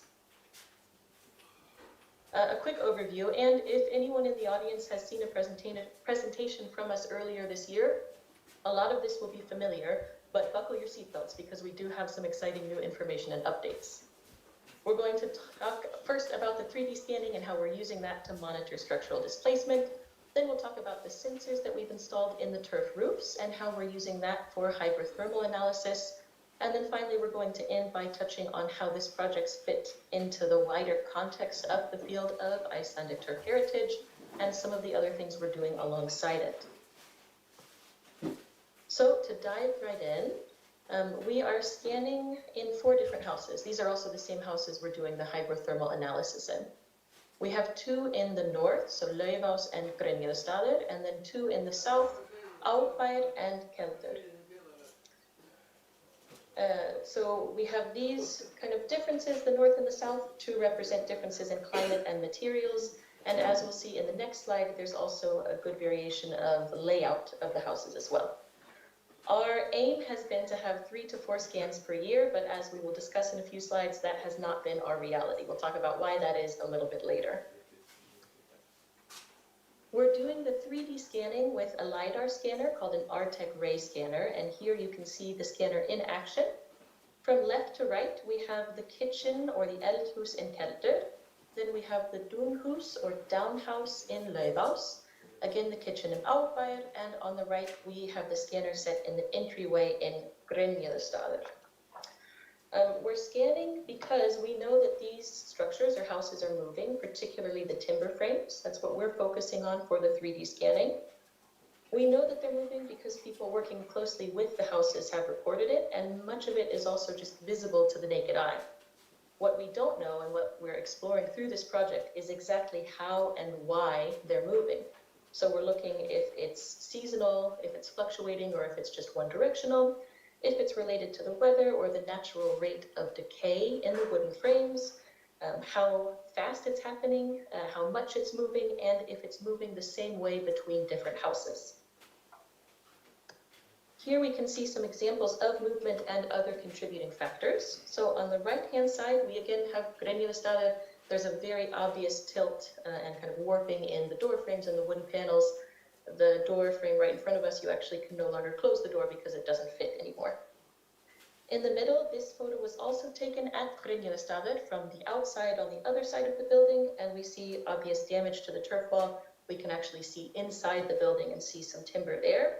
This is obviously not a very good situation. This causes more moisture to go inside, causes changes in the relative humidity and the temperature as well, which can accelerate the decay of the timber frames. The left image is taken in Laufás, and here we see more tilting, but not in the immediate frame. We can see the tilting more happening in the passageways and the walls. And another factor that can contribute to this, if something happens and the wall itself bulges out or shifts, that can then bump into or touch the timber frame, which can also cause movement. So there are a lot of different factors here. Here is what the 3D scan looks like. On the right, we see an image of Löfhaus in the Downhouse or downhouse, and the wall you see behind the scanner is the wall you can see in the rendering on the left-hand side. This rendering is taken from a series of 6 scans that have then been compiled into a single rendering. We use the renderings just kind of to have a reference point. They're a nice result in their own right, but we're more interested in using point clouds for a comparative analysis. So what we're doing is that we're sticking thumbtacks in the wooden frames, and these thumbtacks are serving as fixed points within the room, and that's what we're using to measure displacement. So once we have uploaded the scans into Artec Studio and we have the rendering, we can then extract a point cloud. Here are 2 examples of point clouds. The one on the left is done in Artec Studios. The one on the right is done in a software called Cloud Compare. And this is just an open source software for processing and editing 3D point clouds. This is actually the same file. So you can see the Cloud Compare on the right is much more detailed, has a much higher resolution. It's just going to be much better to do these analysis in this software. This type of methodology has been used in modern buildings, bridges, and tunnels, but it has not, to our knowledge at least, been used in turf houses. So this is kind of an exciting new approach. We don't have 2 complete scans yet, but we have been able to successfully do this in a controlled environment. So over the summer, we did test scans in the offices at the National Museum. We just took a very small object, set it on a bookshelf, did a scan, moved that 1 centimeter to the right and did another scan, and then uploaded those point clouds into Cloud Compare. We were able to measure 7.6 millimeters of movement or displacement, so there was an error margin of 2.4 millimeters, but we're fine with those numbers. It shows that we can at least move a very small object in a room and measure the movement. Now, the saying or mantra of the project that I've said 1,000,000 times, and I'll say 1,000,000 more times, is that there's no such thing as a problem. There are only opportunities to learn something new, and we continue to have so many opportunities to learn something new. The biggest thing we have been working with is having incomplete scans. So for the first, I don't know how many times, but the initial scans at every location, on the left is what the app looks like when you're scanning. And so you can see the left half of that scan shows that it's fully complete. But then when you upload it into the software, this is what you get, and you can see that there's a huge chunk of data missing. We've been doing a lot of research as to why this is. We've been in touch with people in Iceland who work very closely with 3D scanners. We've been in touch with the tech support at Artec. There are a variety of factors at play here as well, including cold conditions in Iceland, SD cards, sensitivity settings on the scanner. It's been a very big adventure, we can call it. I do, though, have good news. This summer, we went to Keldur again to install new sensors and do another set of 3D scans. And we had optimal temperature conditions, a new SD card, and just a little bit of luck. And we were able to get our first complete scan of the kitchen. So you can see a very obvious difference between these 2 images. And on the right image, this timber frame that's against the back wall, that is what we're focusing on. You can't see it in this rendering, but when you extract the point cloud into Cloud Compare, you can also see the 2 thumbtacks. So I would say that I'm much more optimistic about this now than I was 6 months ago. Next, we're going to talk about the hygrothermal analysis. So when we say hygrothermal, we're really just talking about temperature and humidity in a given material. Turf is well known for having good insulation and absorption properties, but it hasn't been as extensively researched as other types of earthen materials used for building. This means that we're very interested in how the turf absorbs, distributes, and regulates both temperature and moisture, and we're doing this monitoring and measuring with sensors. And we have 2 types of sensors here. On the left, this sort of blue box looking thing, this is sensor push HTP, measuring temperature and relative humidity. The 2 images on the right are HOPO sensors. So the top is measuring air temperature and relative humidity. The bottom is measuring soil moisture and temperature. And you might be asking, why do we have two different types? It's because we had another opportunity to learn something new. We're going to get to that in a minute, but before we go into the installation and analysis, we have to talk about the turf roofs. There are a lot of other factors at play here as well. So here in Iceland, we see two different turf roof types, Helluþök and Tróðþök, or slate and thatch, and these are represented in section C on the image you can see here. This is just a cross-section of a turf roof that we created for a conference paper that we're doing. There is a huge variation of layouts, layers, and materials used in between different turf locations, and even within the same house. So different parts of the same house may have a completely different roof construction. What's been used or done depends on the time of construction, the available materials, choices made by the craftsmen, and maintenance activities that have happened. Other very important factors to consider are the thickness of the roof. So historically, you could find roofs that were up to 1 meter thick. Now it's much more common to see roofs that are between 40 and 70 centimeters, although we have seen roofs that are as thin as 10 centimeters. So if you're comparing 10 centimeters to 1 meter, it's obviously a huge difference in thickness. We're also seeing other materials added. So this includes both corrugated iron and tar paper, but also the plastic and PVC membranes and fishing nets. So there's a lot of other materials that factor into this. We have also seen damage to turf roofs. So we've seen holes, chunks of missing turf, turf that's too thin to support itself, so it slides off the roof. It's unable to survive high precipitation events or high amounts of sun or temperature increases. And we can see examples of this here. So going from left to right, this first image is taken at Keldur. It's a hole where the roof meets the wall, and we can see that plastic membrane or tarp. We're guessing that that kind of directed high amounts of water to flow there, forming a cavity, and it has since become larger since this image was taken in the spring. The middle image is taken at Laufás. We see again missing turf exposing the plastic membrane beneath. And the two images on the right-hand side are taken at Grenjaðarstaðir. We can see on the top image corrugated iron with fishing net to try and keep the turf on the roof, but we see it's also sliding down.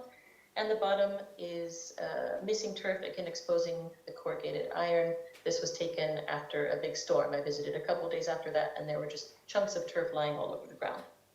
So we know that the roofs are struggling, and that this can in turn affect both the timber frames and the walls. And this is why we want to know more about the hydrothermal behavior of the turf roofs. The first system was installed at Keldur in May of 2024 using the sensor push sensors. We installed 4 pairs, so each pair has an inner sensor that's put by the plastic membrane and an outer sensor that's installed closer to the surface. And Keldur, the roof here was 10 to 12 centimeters thick. So the upper sensors are along the top of the roof. You can see kind of the sticks where they're put. We're calling that the ridge. The lower sensors are at the valley. Very quickly, all of the sensors were measuring 100% relative humidity, which is not possible. So we knew that something was going wrong then, and slowly but surely the temperature stopped logging, and by October of last year, all of them were offline and unresponsive. And so we learned from this that these sensors were not able to survive the Icelandic weather conditions. That brings us to the second type of sensor. So in October 2024, in Laufás, we installed the Hobo MX sensors, and these are kind of better designed for this type of work. They have better casing, they're good in soil, and they can withstand higher amounts of water. We installed 2 pairs, again, an inner sensor by the membrane, an outer sensor closer to the surface, and an upper and lower sensor as well. And the roof in Laufás was 25 to 30 centimeters thick, so much thicker than Keldur. These sensors have been working very well, so these are the sensors that have now been installed everywhere. We've also replaced the old sensors at Keldur, and we have installed them at Árbæjarsak. And this is what it looks like to install them. So you can see we just kind of dig into the turf roof and then push them up, burying them again. So this is kind of a visual representation of what we've been doing. Now we're going to go into the data analysis. We still have quite a lot of data to analyze. These graphs that we're going to cover today are showing data from October to March. We do have data going up to today, but this is just kind of a tidier representation of what it all looks like. The blue lines that you see is data from a nearby weather sensor. The orange is from an outdoor sensor. The green is from an indoor sensor that's been placed inside the room where the roof is that we're looking at. The red sensor is the inner sensor closer to the plastic membrane, and the purple is the outer sensor closer to the surface. So just looking at this quickly, we can see a few different things that jump out to us. We can see that the temperature in the turf fluctuates less than the air temperature, so the turf is able to maintain a more stable temperature than the air. The difference between the inner and outer sensors in Löfhaus is actually very low. It's just between 1 and 3 degrees Celsius. And that's very different from Keltø. The difference between the inner and the outer sensors there, especially up in the ridge, were much, much higher. And we were thinking originally this was because the sensors in Keltø were installed on the southern side. In Löfhaus, they were on the northern side. So over the winter period, in Löfhaus, it didn't get much sun, of course. We have seen, though, in the data from this summer that in Keltø, there is still a difference, a pretty big difference, but in Löfhaus, it still is between 1 and 3 degrees, mostly. We do, of course, see much higher temperatures measured in the roof. There just isn't as much of a fluctuation between them. Also looking at Löfhaus, again, from October to March, we're looking at the volumetric moisture. And this just means this is the amount of water that's held in a material.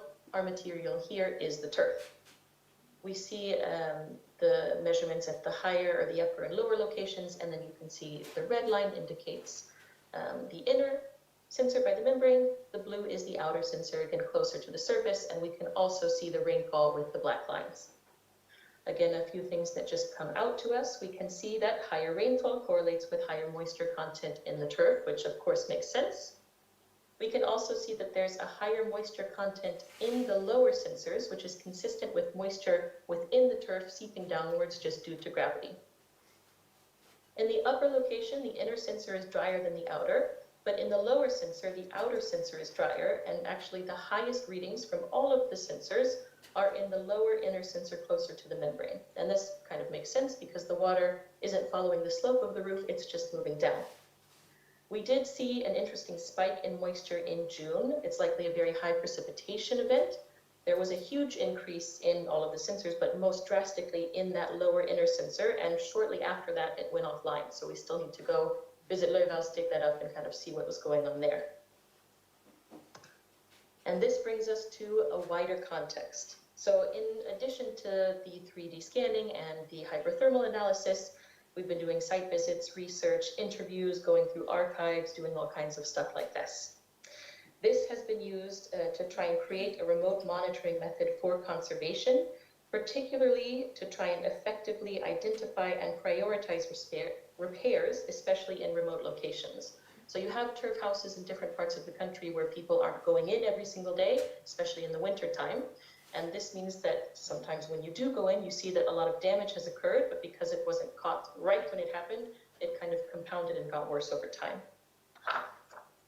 We're also trying to fill this gap that I mentioned in the very beginning in the field of research about the turf tradition by adding structural and hydrothermal behavior into it, and also structural health monitoring. We're documenting the conditions each visit, both with photos and with notes. And then finally, we're also working to promote the Icelandic turf tradition, both within Iceland, but also abroad. And what's happening right now in relation to that, Dorothea, my supervisor at the university, will be presenting a paper that we have written in a structural health monitoring conference in Austria next week, which is wildly exciting. We're going to be introducing the Icelandic turf house to a brand new audience. I've been working on the first paper for this project, which is identifying the different risks and threats that the buildings themselves face. And I've been using a lot of the interviews that I've done as part of that. And then we've also been working a lot in public outreach just to try and spread this around again in Iceland and outside of Iceland. So in all of these ways, we're going to come full circle, and these are the ways that we're trying to combine digital technologies and museum conservation to better understand the houses, and by having a better understanding, be able to better conserve them. And that's it. Thank you so much.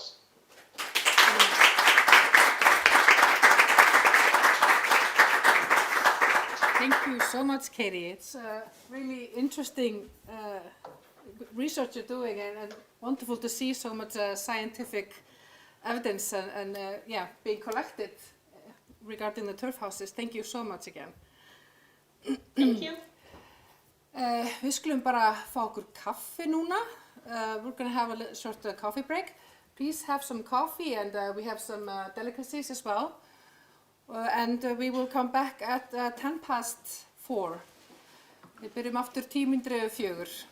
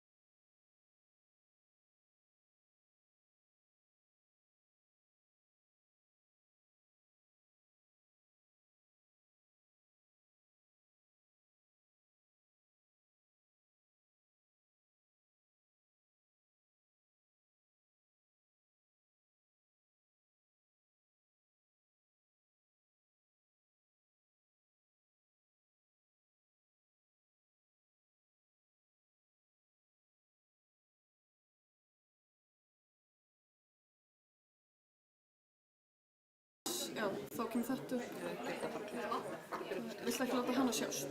Já, þannig að það er fyrst svona og svo íta á sérklíki. Fór þetta bara.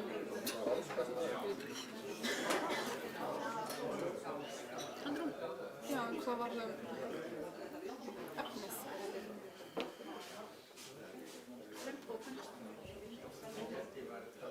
We don't see the slides, Aga.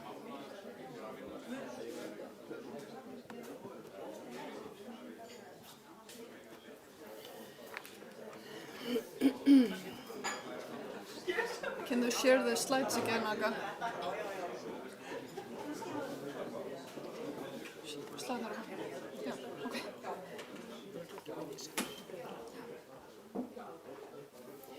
Svona. Jæja,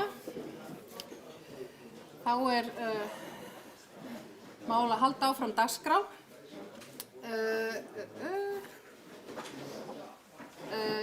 Næsta dagskrá Aka Símonsen, fornleifafræðingur. Við vorum svo heppin að kynnast henni í gegnum Nora-verkefni sem að safnið búin að vera í og þegar hún sem starfaði sér bara að sjá hérna Kvíota-þjóðgarðinn í Grænlandi og heimsóttum á hana þangað. Hún ætlar að segja okkur frá torfhúsum Inúíta í Grænlandi en hún ætlaði að vera með okkur í persónu en þeir sem þekkja til á Grænlandi vita að samgöngumál geta stundum verið pínu snúnar og það gekk ekki upp í þetta skipti en hún ætlar því að vera með okkur í gegnum fjarfundabúnað í þetta sinni. Next on the program is Aka Símonsen, archaeologist in Greenland. We were so lucky to get to know her through a Nora project we were working on. When she was working for the Kvíota National Park, UNESCO National Park in Greenland. She will tell us about the Inuit turf houses in Greenland, turf houses, and she planned to be here in person, but those familiar with Greenland know travel and logistics can be sometimes a little challenging, so it didn't work out this time. But she will therefore be joining us remotely on this occasion, and her presentation will be in English. Hello, Aka. Wonderful to see you again. So, let me see, I can't hear you. Hvernig hækka ég í hljóðinu? Það er sömu stillingu var með hann og svona. Hún með kveikt á hljóðinu? Nei, það heyrist bara ekki neitt. Já, einmitt, það var kannski að kveikja á þessu. Just a sec, Aga. You can. Yes, we can hear. Yes. Okay, great. Nice to see you again. I'm so excited. But I'm landing in Keflavik tonight at almost midnight, just that you know. But I couldn't make it earlier. But yes, I am going to. Yeah, my name is Aga, and I'm going to talk about Inuit turf houses. And I was so excited when we were at. In Iceland, visiting you, seeing the turf houses, it made my brain go other places than the turf houses that we know in Greenland. But I'm going to talk about them now. Right. Yes. What I wanted to talk about is that in Greenland we have had different cultures coming in and out. And if you see at the bottom where we have seen Dorset, Norbo and Thule. Norbo, that's Norse, and Dorset is another culture, and Thule, that's our ancestors. So 3 cultures were at the same time in Greenland, and they were using turf in different ways, 3 of them. And I will talk about Inuit, that they migrated from Siberia, Chukotka, Alaska, Canada, and Greenland. And we still have all these red areas. They are inhabited by Inuit. We have more or less the same language. We have different dialects from different areas. But throughout the whole area, Inuit have been building turf houses. And we consider ourselves as like, same culture, more or less same language, the same as Sami in Norway, Finland and Sweden. Yeah, what are the purpose? As you all know, it's to survive the winter and to thrive in the Arctic, that they were using turf. Turf is really good for insulations, as you all know. And what I wanted to show you is, when you think about the Arctic, it's usually we think about the igloo. There was a there. Igloo. Just show you the igloo. This is how they were built. The Eskimo word igloo means house, and to the natives of the Canadian Eastern Arctic, igloo is the snow house. Built of snow blocks cut from the hard-packed drifts, an igloo provides the Eskimo with shelter during the long winter months. Easy to build once you know how, his home is compact and strong. The igloo gains strength from its ingenious design. After the first row of blocks has been put in place, one block is cut to form a sloping surface. The second row is started on this slope, and the blocks built up in a continuous spiral, the key to the whole structure. Well, you all know about igloos, and we do not use igloos any longer.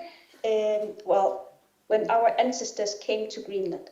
But what I wanted to show is the way of building the igloos. It's not the same as igloo, as we call it. Igloo comes from the word illu. They are the same. It means dwelling. And then we had different ways of using the turf. Well, as you can see, this is a tent, a sealskin tent, and on the sides they are using rocks to put the tent skin down to the ground. But they were also using turf. It makes it more insulated and warmer, especially if you are going to be in the tent in the fall. So that's why I wanted to show you this. And they were on this picture. You can see that this is a combination of tent and igloo, where they were digging down in the ground, but also using turf on the sides of the igloo, a tent. As you can see, it doesn't go all the way up, but it's very insulating, and it's very nice to have it. And you can have it several years. You can use it several years. And this is the finished one. You have the tent, but also entrance. The entrance is both in igloo and in dubelt, this type of dubelt, that means tent, to make it warmer inside the tent. And this is the king and the queen.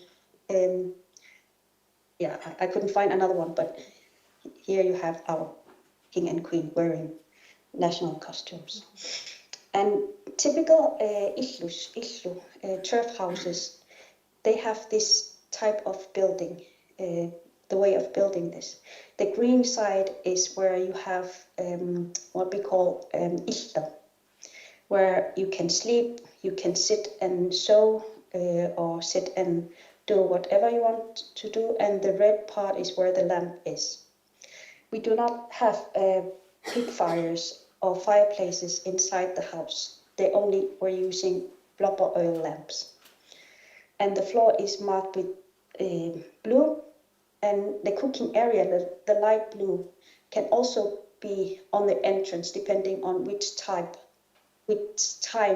of well, they changed throughout the years the way they built the houses. At the beginning, when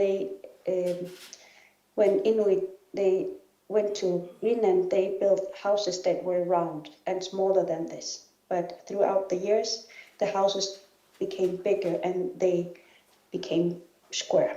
But they have the long entrance there is a tunnel to keep the warm air inside the house. They have the tunnel. They had it also in igloos in Canada and Alaska. This is a reconstructed floor. This is what it looked like inside without the walls and the roof. And Inuit, because they were half nomads, they would take off the roof when they leave for springtime hunting places. They might return to the same house, but they might also build another house somewhere else, depending on where they want to spend their winter. But this is how the inside of the house looked like. And in Alaska, when Inuit, they were Bionic culture, they built the houses, the frame, with whale bones, as you can see here. But when they moved into Greenland and the whaling almost stopped because of over hunting for whales from Europeans, they started using more and more wood. And this is how the roof looked like.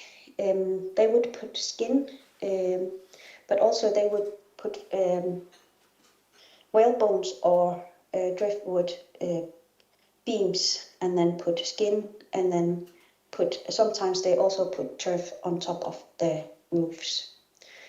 So it makes it warm, but also easy to take out during the summertime. So during the summertime, the wind and the rain will clean the house for you and be ready for another winter. And throughout the time they changed. As you can see, it's one of the last turf houses that were built in Thule area, Qaanaaq area.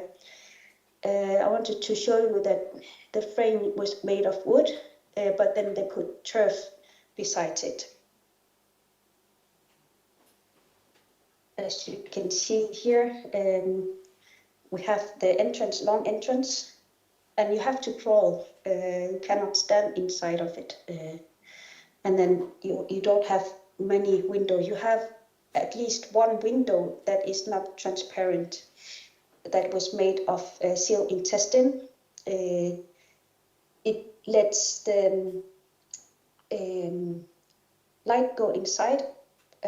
It's Gore-Tex. Back then it's Gore-Tex because they were also wearing it as clothes, as it can breathe, but it's waterproof. So that's the technology back then. And here you can see the turf. It was cut and put there. This is a little bit more modern house. As you can see, the entrance is not as long as the old type of house.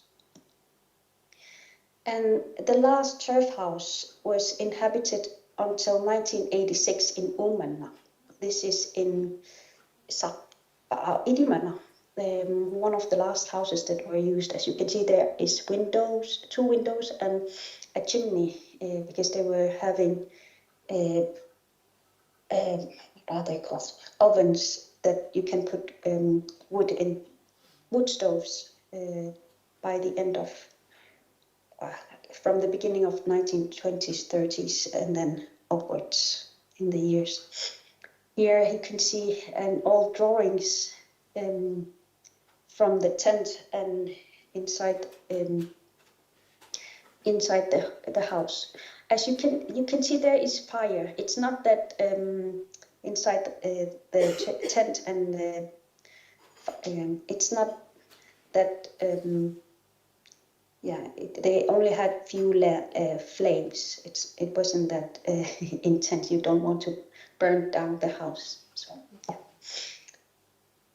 And after colonization, Inuit started getting newspapers, and they would put them on the walls. Before that, they had sealskin or whatever type skin they preferred as walls.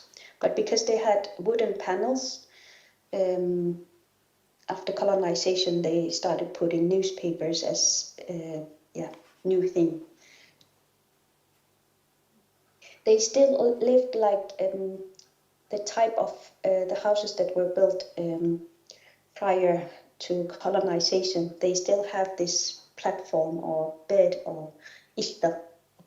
And then they have wood stoves, and people would sit there drinking coffee, doing whatever they need to do, and just enjoy life. But there are many stories about when they started building houses with wood. They stopped using turf because after 1953, Greenland became part of Denmark. Well, as an amt.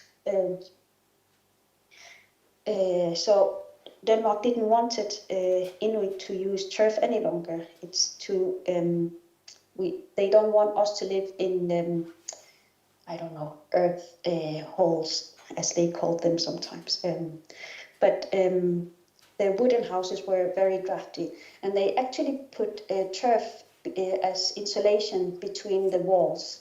But every year they need to renew it, because then they would sink down, and then they put more. We still have churches that have had turf as insulation. The old churches that we still see. This is the last turf house that was used as a house up until 1986. It's part of the museum now, and you still see, you can still see it and go inside actually. But the turf is not being filled up, so it's a bit problematic, because we do not have that many that knows how to build the houses. And as you might see, there is a difference how to build the turf houses. At the beginning, they were using more turf, less stones. But throughout the time, they changed it. So they were using more stones and less turf. And these were often used up until 1950s. As you can see, they were still using turf.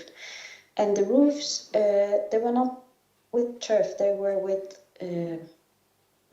roof materials that they're using now. But stables, they usually still were using turf. And this is a picture from Igeriku. Some of you have been to Igeriku, and as you can see, the ruins that we see in front of us had more stones. But behind the ruin, you can see the houses were built from the Norse ruins. And they were using much more stones when they built the houses. And on the right side, there is a small stables, and you can see the roof is with turf. What I wanted to show here is the stones that they were using. This was in Igeriku, one of the buyers or stables. The stones, Inuit, they were usually using smaller stones, but here they were using much bigger stones, because they were Norse stones that were used, from the Norse ruins. And they are nicely cut. Inuit, because they were half nomads, they wouldn't, what is it called? They wouldn't they wouldn't use time or energy to change the stones, but these are nicely done. And now we do not have turf houses any longer, except the museum buildings with turf. But Inuit hostels, they are using the same type of houses that they were putting turf on the sides, but they are not using turf because they didn't have anyone with knowledge to collect turf some places, but also logistically you have to apply to get turf from places. So they were, the designs, the architecture is from back when they were still using turf as insulation, but without the turf. So we have good turf in Greenland, but knowledge is almost died, and we do not have tools that we know of to extract the turf. But also, when they were building the turf houses, I had the whole family was helping out. So they were only using knives to get the turf out. And we had problems. One of our projects in Goethe, while I was still working, and they are still working on it, is to rebuild the turf house in Qasiarsuk and in Qaqortoq. They are in bad shape, both of them. But we had hard times finding the right person to help us to gain knowledge. But we have found one of the hunters. He knows how to build it. But also we have archives. From the archives, we found a tutorial how to build the houses. So now it's going to. We are going to start building the turfs again, because I have been in contact with several of the museums in Greenland where they have turf houses like Umenna. So we are going to help each other to build turf house. But also from Iceland we had help from Stein or Stokker. They know how to build the Norse turf houses, and we are going to have knowledge exchange. So we know how to build and fill up the Norse turf houses, but also it will help us to know how to build the Inuit turf houses. Yes, that's what I had for you. Do you have any questions? Thank you so much, Aka, for this super interesting lecture about the turf houses in Greenland. Does anyone want to ask a question before we say goodbye? Oh. Well, thank you so much, Aka, Well, and good travels to Iceland this evening. Thank you so much. Thank you. Well, Thank you I'll so see much. you someday. And remember, igloo is the same as illu. It means house. Ah, right. Yes. Thank you. Yes. Okay. Take care. Take care. Bye. Bye.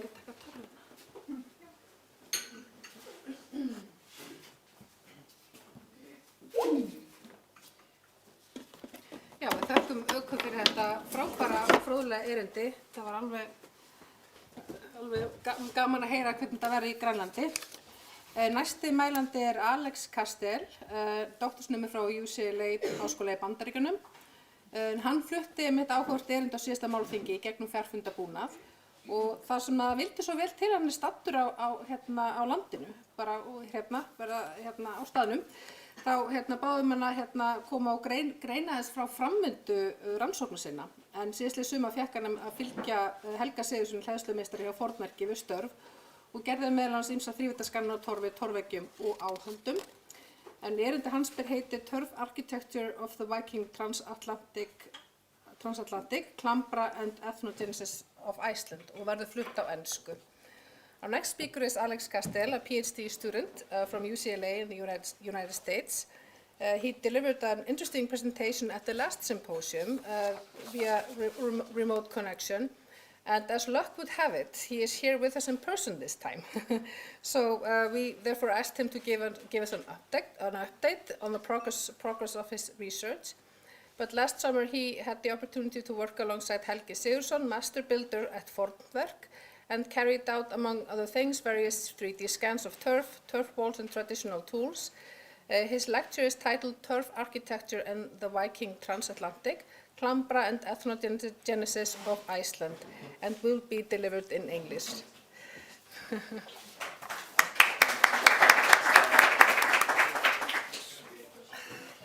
I do power as well? Is that cool? Yes, Otherwise of it'll course. probably die. Yeah. Mhm. I'm so sorry you have to do the introduction twice. I really appreciate it. That's so nice. It's a good thing to I would have made the title much shorter if I would have. I just hope I said it correctly. Oh, you crushed it.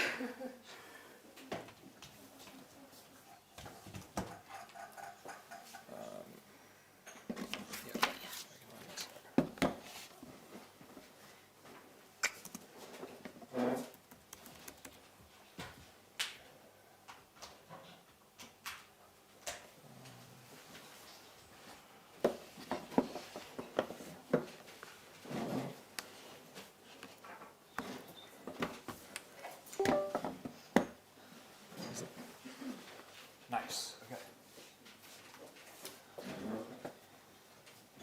You ready? So this is not exactly an update on the work I did last summer. Instead, I'm going to give a 15-minute paper that I recently presented at the International Congress of Medieval Studies, which is kind of like the big medievalist conference in the United States, which will be somewhat ironic because the audience there is probably more familiar with like art history and architectural history, but they know absolutely nothing about turf. So maybe some of you are also experts in art and architectural history, which is awesome, but you'll have to bear with me as I explain some of the things for that kind of an audience. So I just wanted to preface with that. Okay. Should I speak into the, is it important that I'm close to this, or does it matter?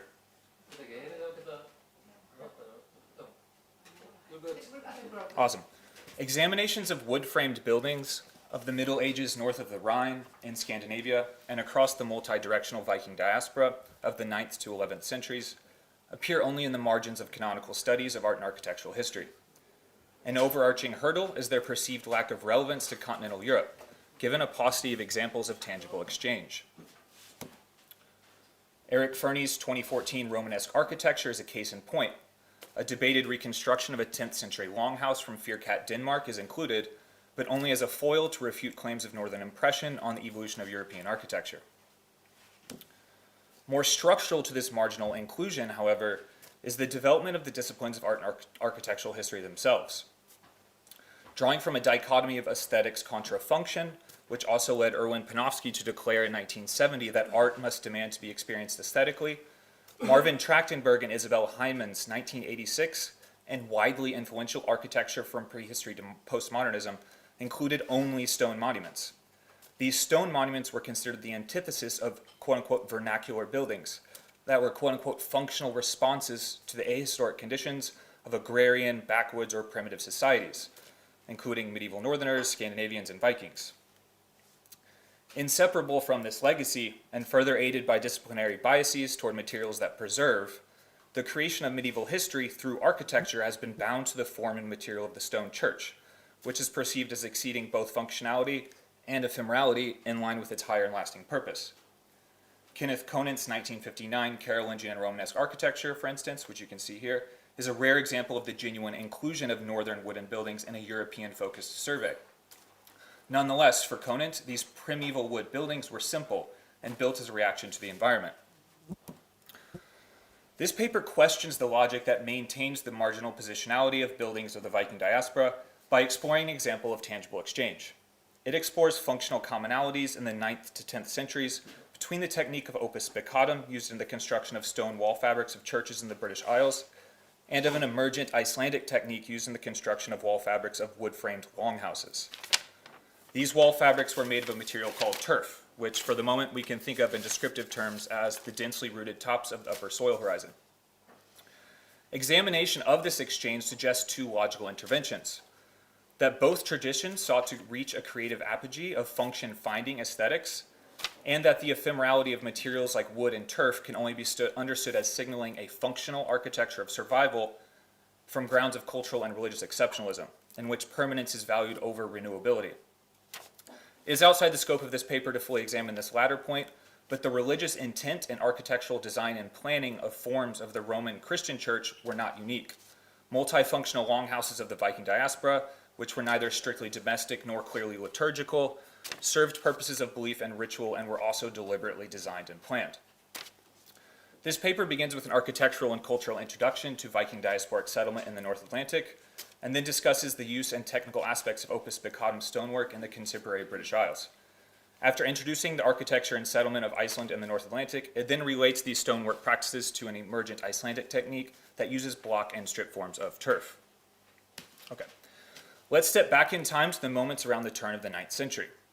In the wake of the establishment of crafting and trading places linking them to the British Isles and the continent, wayward peoples from Scandinavia set in motion vast transformations to the economic, political, religious, and social evolution of Europe. In the early 9th century, polyethnic groups with affinities to Scandinavia and the British Isles began settling off the north coast of Scotland, in the Orkneys and in Shetland, then in the Faroes, and then around 865 in Iceland. In these same moments, the Viking Great Heathen Army spearheaded events that climaxed with the emergence of the Danelaw, a large swath of eastern and northern England, which includes York, a city we shall return to, within which Scandinavian immigrants could settle, keep their own laws, and enjoy increased autonomy. Immigrants to the North Atlantic settled in a pattern of dispersed farmsteads, centered around constructed iterations of wood-framed Scandinavian longhouses, a name that simply serves to signal their minimum double length to width ratio. As in Scandinavia, these continued to be the central indoors and protected spaces on farmsteads, where families, relatives, and farmhands, sometimes under the same roof as farm animals, did nearly anything, and in the long winters in the subarctic and Arctic North, nearly everything. Longhouses were deliberately planned based on a principle of axial symmetry around the central longitudinal component of hybridized variations of rafter roofs, the ridge beam. These roofs were supported by modular trestle units with vertical weight-bearing posts and diagonal braces that could resist lateral forces like wind. In Scandinavia, various techniques were used to make longhouse walls, which had fabrics of wood and wattle and daub, earth and soil, stacked turf strips, and gathered stones which were fitted and stacked. Strip forms of turf, cut from the uppermost layers of specific soil horizons, were the most common roofing material in areas unsuited for thatching. To move then to examine the British Isles, architecture there had long taken a divergent path from that of Scandinavia. Christian conversion over the course of the 7th century had led to the construction of churches within the island's divided Anglo-Saxon kingdoms, with walls made of stone masonry and lime mortar, spearheaded by trained continental masonry teams. Immigrants to the British Isles and to the Danelaw were therefore exposed to, if not intimately involved with, pre-existing and emerging stone masonry techniques. This included iterations of walls constructed in the Roman fashion of opus spiccatum, or spiked work. The use of courses of obliquely angled stones, bound by mortar, was discussed as early as the 1st century BCE by Vitruvius, and persisted regionally from antiquity into the Middle Ages. Before proceeding, it is necessary to echo a note popular in published investigations of opus spiccatum. Studies stress that its demonstrated functions are myriad. One study lists over a dozen. And evidence including its use on non-visible foundation walls relays that it should be considered primarily functional and not aesthetic. The visually pleasing abutment of oblique lines featured in fishbones that lends herringbone its nomenclature can, no pun intended, be a red herring for the technical study of the construction of wall fabrics. Outside of specific evidence to the contrary, arrival at a wall mimetic to a herringbone ornament, such as that reiterated in metal filigree, was an enjoyable but secondary aim. The well-attested use of this technique in Anglo-Saxon masonry may have resulted from exchange with surviving Roman buildings, and or foreign masons, like those requested from Gaul in the late 7th century, to work on Weymouth Jarrow in Northumbria. At least 50 Anglo-Saxon buildings are known today that used such courses, many of which date from the 9th to 10th centuries or earlier. In the case of both Weymouth Jarrow and here, at Deerhurst in Gloucestershire, masons used the technique of opus spiccatum primarily to be able to use rag stone and lay courses of it that were still roughly even. A different set of function is functions is evidenced by this late 8th century foundation wall of the York Minster, which was captured by Viking raiders in 867, in these same moments as the first wave of settlement in Iceland. Now under the arcades of the present choir, this nearly 2-meter thick Opus Begatum foundation wall stood over 3 meters in height and over 15 meters long. Archbishop Albert, Vice Dominus of York's Minster School, began this church circa 767, which housed a library including works gathered during travels with Alcuin of York. It is outside the scope of this paper to survey all the functions of Opus Begatum harnessed by Masons in Anglo-Saxon England, but 3 such functions emerge as especially important. First, Opus Begatum sets the downward faces of individual stones at angles against the side and upward faces of those under them, producing a matrix of interlocking units. This matrix spreads loads and shear forces laterally in addition to vertically and is strong under compression. Second, such matrices can entail close and precise contact between the arises, or edges, of adjacent stones, which reduces the size of individual joints. Third, not only are the joint gaps smaller, but there are less joints created with this method overall, which reduces the compaction and subsequent shrinkage caused by the pressing out of joint mortar. Moving instead to examine the Viking diaspora, amidst the affordances and restrictions of the economy, of the environment, and of trade, North Atlantic immigrants chose to expand upon the endemic tradition of using strips of turf for the fabrics of both their roofs and walls. Wall faces, like this one in the Faroes, were often constructed with interspersed courses of stacked turf strips and gathered stone, such that turf strips came to fulfill a function analogous to lime mortar. And yeah, I took these photos here last summer, so yeah, very cool. Unlike in the rest of the North Atlantic, in Iceland, settled around 865, amidst the coalescing events that led to the Danelaw and in deep connection to the British Isles, early settlers began developing architectural forms of turf blocks. Iceland is unique across any area engaged with by the Viking diaspora for its glass-rich volcanic soils, which are called andisols. In turn, turf in Iceland acts and does different things and manifests as a material spectrum. On one hand, andisols enable a higher ratio of clay minerals to a standard baseline of carbon and lignin accumulation, resulting in a material that affords more structural rigidity and enables the widespread production of relatively uniform blocks. Blocks were cut from slightly drier, medium carbon, clay-rich soils of vegetated drylands and interfacing wetlands in Iceland's many topographical depressions. At the same time, a symbiosis between andisols and plant physiology enabled strip forms of turf produced from wet, organic-rich, phosphorus-poor marshes to be denser and more voluminous. The propensity for sedge grasses to acidify the soil perpetually empowers the elemental composition of andisols to increasingly immobilize phosphorus. Paradoxically, sedge grasses grow ever denser in a persisting attempt to acquire yet more phosphorus, forming clusters of carrot-shaped and highly branched roots with long hairs that imbricate to form thick structural mats. This photo is taken at Eriksstaðir, so this is exactly what it looks like here in Iceland. With its soil environment in tow, this material insulates via microscopic pockets of air. Its chemical composition attracts water molecules, wicking away humidity in an act of hygroscopy, and its roots lend a drainage path and a reinforced tensile structure to any architectural application. Ecologies in Iceland used for cutting block and strip forms of turf, depending on many factors, can renew in anywhere from 5 to 20 years, which may have struck its early settlers as remarkably fast, especially in comparison to the growth of wood. In reciprocity with this perpetual renewal, turf buildings last decades, not centuries, and affect a reality of regular, seasonal, and reiterative maintenance and repair. More than 20,000 people may have immigrated to Iceland in its first generation of settlement alone, resulting in the construction of potentially hundreds of farmsteads. The possibly fatal cost of winter wall failure, like elsewhere at high latitude, dictated that functionality was the highest hierarchical concern for its longhouse walls. Play this, make the thing spin. One form of turf block identified at 9th to 10th century sites, or at excavations of 9th and 10th century Icelandic longhouses, is an asymmetrically wedge-shaped and 5-sided form with a tail, non-mimetic to rectilinear and or uniform bricks or stone blocks. These klombrur, literally clamped blocks, are created by inserting sharp spades at between 60 and 70 degrees relative to the flat plane of the ground to cut 2 equal sides that appear from above as an acute isosceles triangle. The third side of the triangle is a vertical 90-degree cut perpendicular to the plane of the ground, and the process is done in repetition. The design of this form is reciprocally bound to a technique of constructing turf walls, in which wall faces are constructed of courses of adjacently placed clombur interspersed with a particular form of turf strip. In opposition to stone's rigidity, the malleability of turf means that it can be easily modified, and this affordance is well utilized. After clombur are dried, transported, and tightly laid in courses with the tops of the soil facing down, the upper 20% of the parallelogram facing outward, which in profile tapers into a tail, is chopped off. This creates a flat plane for the next course of turf strips. These tails bond deep into the wall, which distributes the weight of the wall fabric, minimizes stress on individual blocks, and increases the wall structural integrity.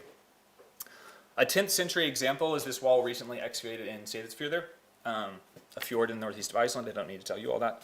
Icelandic walls like these suggest that in both the British Isles and in Iceland, and in stone and in turf, respectively, the goal guiding wall construction was the creative apogee of function-finding aesthetics. Functions of this turf wall construction can be explored relative to those outlined earlier for Opus Peccatum stone courses in the British Isles. First, like all turf blocks, clombur are dried before they are used, but it is known and anticipated they will shrink under compression after they are laid.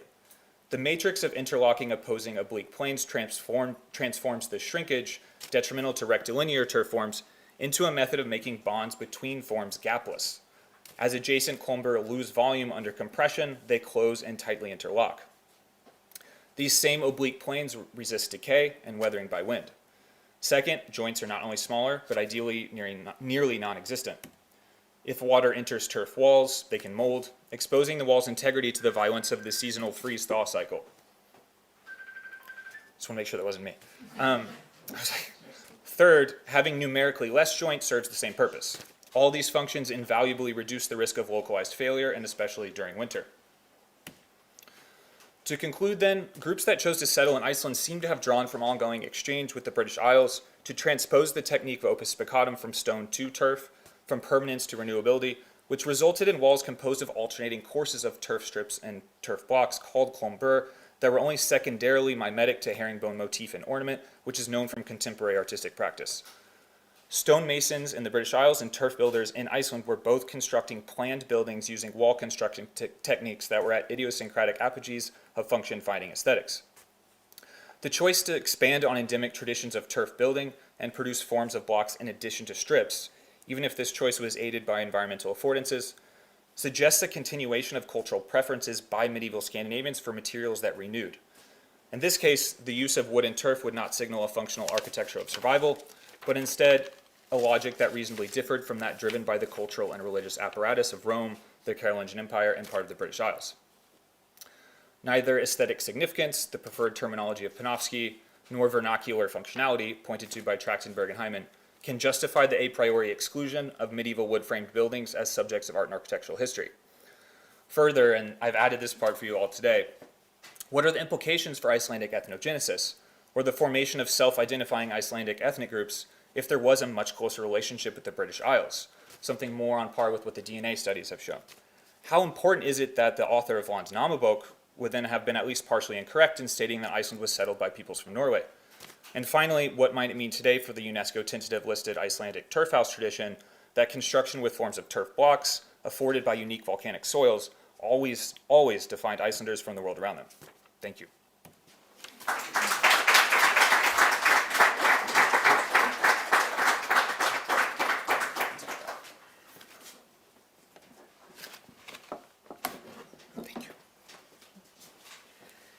Thank you so much, Alex. It's really interesting presentation and fun to see, the broad picture. I was thinking about the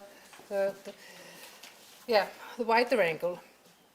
Síðastur á mælendaskrá eru þeir Dr. William Short og Reynir A. Óskarsson frá Hurstwick, en þeir ætla að flytja erindið Turf House in Flames, the use of fire as a weapon. Þeir eru meðlimi í Hurstwick félaginu í Bandaríkjunum sem hefur staðið fyrir rannsóknum á barndaaðferðum í yfir 20 ár, en húsbrennur voru þekkt aðferð meðal norrænna þjóða á víkingaöld og víða minnst á þær bæði í bókmenntum og í lagabálkum frá þeim tíma. En félagarnir William og Reynir ætla að greina frá verkefni í svona tilraunafornleifafræðiverkefni sem fór fram á Eldhátíð á Eiríksstöðum síðastliðið sumar, En þeir félagar báru eld að torfhúsi í þeim tilgangi að beita vísindalegum aðferðum til að rannsaka húsbrennur. Erindi þeirra fer fram á ensku. The final speakers on today's program are Dr. William Short and Reynir A. Óskarsson from Hurstwick. They will present Turf House in Flames, the use of fire as a weapon. William and Reynir are members of Hurstwick, a US-based organization that has conducted research on historical combat techniques for over 20 years. House burnings were a known tactic among Norse during the Viking Age, and they are frequently mentioned both in literature and in legal codes of the time. At last summer's fire festival at Eiríksstaðir, the two carried out an experimental archaeology project in which they set fire to a turf house using scientific methods to study the practice of house burnings. Their presentation will be delivered in English.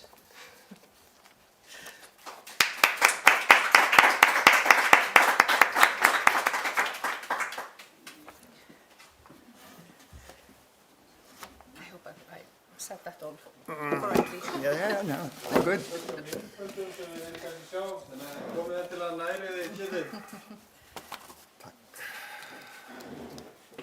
Bara sjá að þið ekki aftast. Það nóg stólum með það. Já, það ekki fyrir tónum á sviði.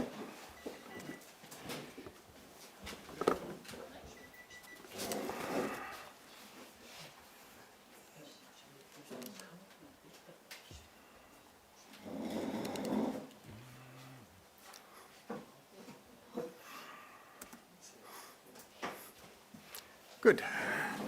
So thank you for joining us today. We're really excited to be here for this opportunity to share our research. This is only the second time we've presented on this research, and it's the first time here in Iceland. We think we have a lot of information to share with you, and we think this will be of some interest to you.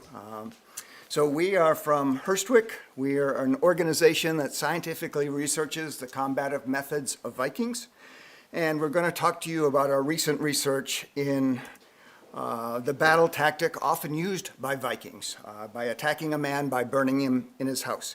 And though our focus is on the combative elements today, there'll be many other aspects that will teach us about Vikings and teach us about turf houses. Reynir. Oops. You have to press the button. So. Yeah. So yeah, it is hard to put us into a category or a group, label us. We're not academics, we're not reenactors, we're not modern day Vikings, we're not archaeologists. My sister calls us Viking perverts, and I really like that title because we don't take ourselves very seriously, even though we take the subject seriously.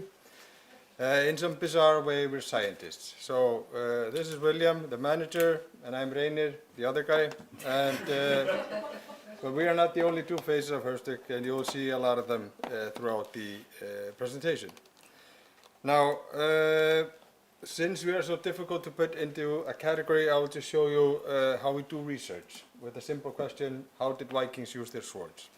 So to find the answer to that, we have to study the archaeology, look at all the remains of swords we can find, study all the literary sources, everything they say about swords. And for example here, this is from Egilsa, hjó til hans í öxlina og beit ekki sverðið. So we know something about the target, we know something, they use the word bita for the sword. So it gives us clues. We need to check the picture sources, how they hold the swords, what swords they're using, and so on and so forth. We need to do some measurements on the archaeology and put them into all kinds of mathematical formulas and 3D modeling and who knows what. This is an FEA model, for example, of a sword. We continue. And if you're really sneaky and back really nicely, we can actually handle the historic swords and get the feel for them. Really important for us. And again, we put them in massive amounts of graph. This is destructive energy delivered by a sword cut to a target. And we also do motion capture, so we can get the sense of the warrior wielding the weapon and the interaction with the weapon. So all kinds of nerdism. And yeah, even more nerdism. Let's just jump to the next one. Jump to the next one, please. And then we have to put it into less ethical testing. And there's no better analog for human flesh and bone than some other flesh and bone. This is what the tool is intended to be used for. And then we put it all together in some in simulated combat, where the dynamics of combat pressure test what is real and what is not, what works and what doesn't. And when we take this all together, we get some theory of how Vikings use the sword. So as William said, even though our focus is Viking combat, we've done all kinds of other things. For example, the iron making we did here with the Eiríksstaðir people, with the iron ore from the sacred ground here. So, William. Okay. So before we talk about burning down Viking houses, we need to know what a Viking house is. Now, given this audience, I don't think I need to go into this in any detail. So I'm going to jump over it very, very lightly and mostly talk about the things that were important to us in our experiments. So, in broad generalities, the houses are made with an internal wood frame and then clad on the exterior surfaces. So in some Viking lands, they were covered in wood. In other Viking lands with wattle, and here in Iceland, typically with turf. And then similarly with the roof materials, turf in Iceland and other Viking lands, but sometimes wood, sometimes thatched with hay, and so on. Now the roofing material rested on the wooden rafters inside the house, and there was these wooden sticks, ris, between the rafters and the turf to keep the dampness from the turf from causing rot in the wooden rafters. And that will turn out to be very important for our experiments, which is why I wanted to highlight it here. The framing consisted of 2 parallel rows of posts running down the length of the hall, creating this typical longhouse shape. And these 2 rows of posts created basically 3 corridors, a central corridor in the middle, and then 2 side ones typically covered with benches. Now, some houses had additional rooms tacked on the front or the back. In this example at Stunk, one of the rooms is thought to be a lavatory where stone channels carried out waste, and the other was for dairy storage with barrels partially set into the ground that stored materials like misa. And that will also be something very important that we will come back to in a few minutes. Entrance door was on the long side of the house. The smoke exited through a smoke hole at the top of the house. And inside the house, there was a lot of wooden material. So benches, tables, chests, and wall coverings, all made of wood. And all of this is flammable. So there were a lot of flammable materials inside the house. And there's a couple of other details, but I will save those towards the end. So it's a very quick presentation of the important aspects of the house, at least to us in our experiment. Yep. So, I'll give a quick introduction to the Viking society as it pertains to what we're doing. So, all sources point to it being a society quite far removed from ours today. The capability of delivering violence, the capability of warding against violence, and the preparation for it was of high order in the Viking world. And you can see this in the picture stones, in the poetry, in the myths. The myths start with a violent act, the killing of Ymir, that created this beautiful planet we live on, and it will end with a grandiose final battle that will destroy anything.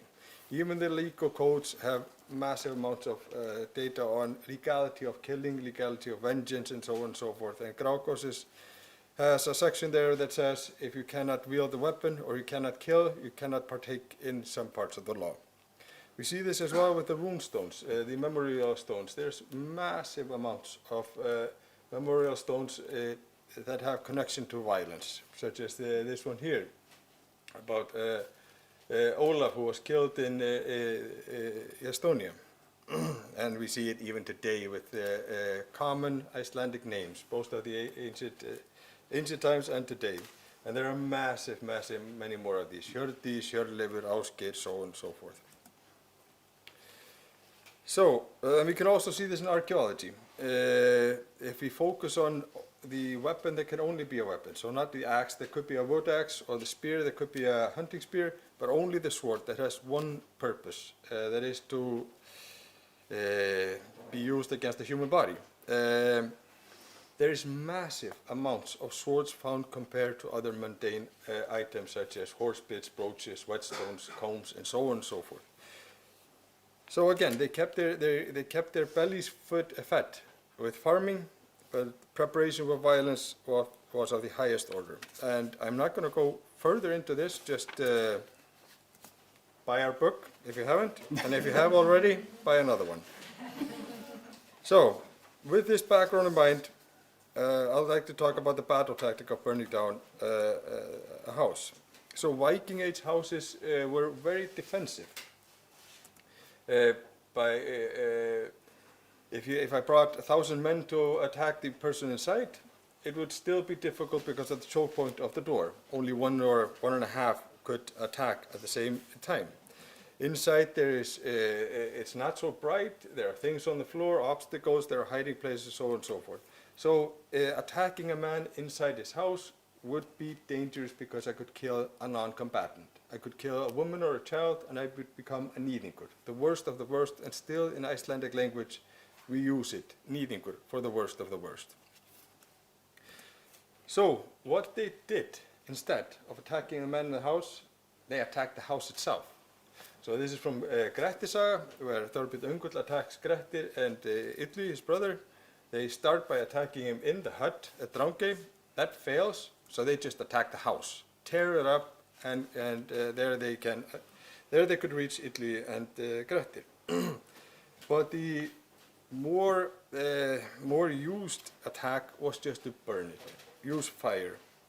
And it is one of the characteristics of Viking combat, fire. And we have many, many examples of this in the foreign sources, and I will read a few of them here for you. In the Anglo-Saxon sources, the Anglo-Saxon Chronicles say that Vikings arrived at Peterborough in 1870, burned the monastery, and killed priests and abbots. The author writes that what earlier was very rich was reduced to nothing by Vikings. The Irish sources, the Annals of Ulster, tell of churches burned and priests and other kills in the 9th century. Frankish sources, the Annals of St. Bertin tells us that when Vikings entered the city of Rouen, they attacked with fire and sword. The Moorish sources, what is now Spain, Macquarie wrote that Vikings destroyed everything with fire and sword.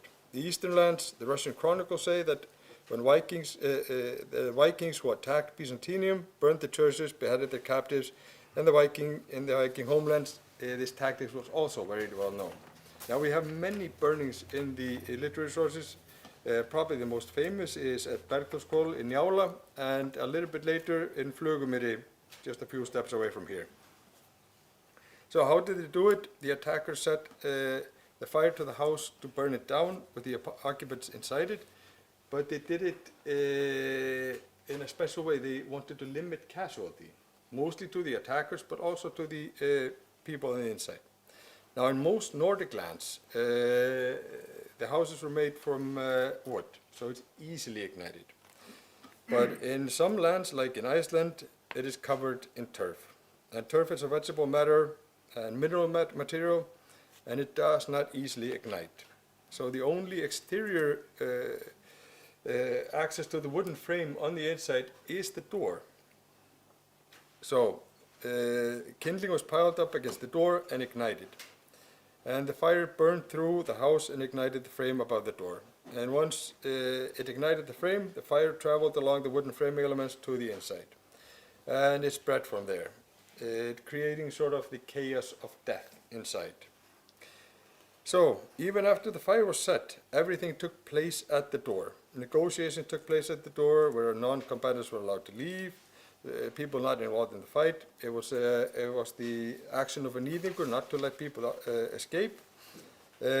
Sometimes combatants tried to fight their way through the door outside, which was an act of desperation. And in our simulated combat training, it's just a suicidal move.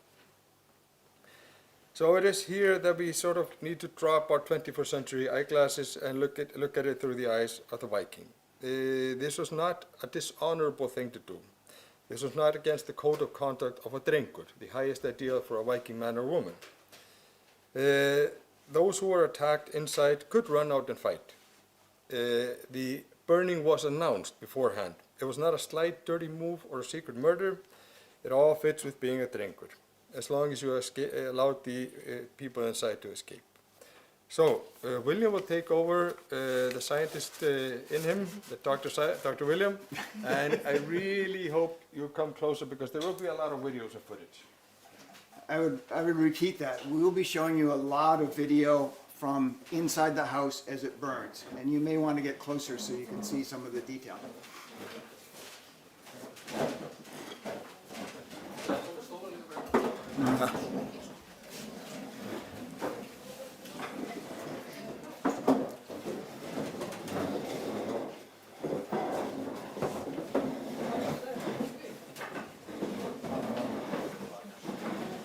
Even closer if you wish. So there were two questions we wanted to answer. First of all, is the tactic effective? Does it work? And secondly, do the descriptions in the literary sources match what we see in our tests? And in order to test this, our plan was to travel to Iceland, build a Viking Age turf house using Icelandic materials, fill it with scientific instruments, and then set it ablaze. But since our focus was on the door, we also wanted to build and burn a number of door structures, partial structures that were just the area around the door, to answer questions about how the fire spreads through the door. And we chose to do our tests in what is the Mecca of experimental archaeology, the home of Eiríkur Rauði Eiríksstaði. And this house may have been where Leifur was born, who explored Vinland and attempted to settle there. And we thought this was a super appropriate place to do our experiments because there were a lot of Americans on our team, and to come to the birthplace of the explorer of America seemed like a good place to do it. So the house was excavated in 1998, a report published, and a replica house built, about 100 meters away from the ruins. Now the house is a very typical modest house. It's not the biggest, it's not the smallest. I think it's something, exterior dimensions 15 meters by 6 meters, something like that. So you compare it to other Icelandic turf houses that have been excavated, you can see that it's far smaller than some of the big ones and very much smaller than some of the royal residences that have been excavated in Scandinavia. But it seemed like a very suitable house for us to use in our experiments. So this is where we chose to do the tests. Now, before we came to Iceland to do this test, we needed to do a bunch of preliminary tests. But we very quickly realized that we were missing a lot of key information. There was a lot about burning and building these structures that we didn't know. And so we needed to find some experts, and fate smiled on us and sent us some experts who had the information we needed and were willing to help us. One of those was Ivar Thordarson, who was the fire chief in the district where these experiments were done. And he became a very strong ally and advisor with his knowledge of fire. He has suggested preliminary experiments we could do, and he supervised the safety aspects of all of these burns. Another expert, Joe Fonzi, who was a structural engineer who created computer models of these turf houses for us to study and understand how the fire spread. We had two master builders with us, one Matt Marino, who has expertise in ancient wood framing structures, and the other is Bjarki Sigurdsson, who has experience with wood and turf building, and who is also the Icelandic champion lumberjack many years running. And importantly for the project, we had a team of students from the University WPI, and I'll say a lot more about their contributions later in the presentation. Now, they say that it takes a village, it takes a village to raise a child. Well, in our case, it took a village of experts to burn a house. And so we were grateful for all the help we got. So we started with our preliminary experiments back in America in the year before the actual testing.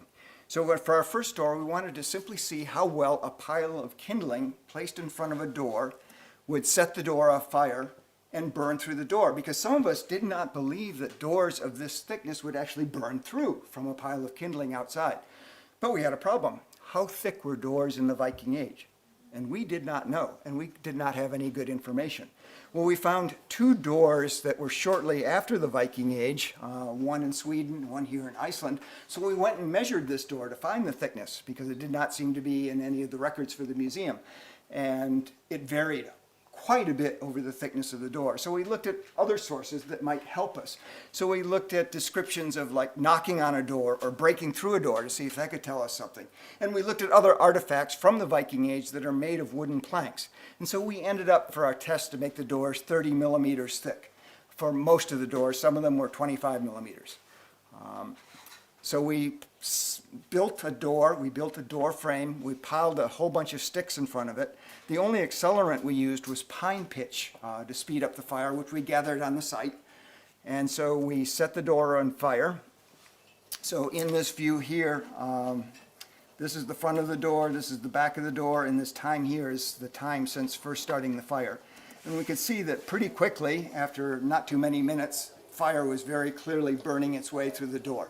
So this answered our question, it's easy to get the fire to burn through the door. So then the next question is, does that fire spread into the internal framework of the house?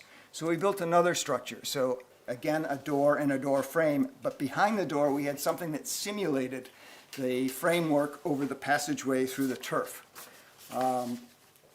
And so we set that afire. This one took a lot longer to start simply because it had been raining all day, so everything was wet. But again, it burned through, and we can see here that the flames are passing along the framework. So may I ask, is it possible to keep that lamp on? Because otherwise I can't see my notes.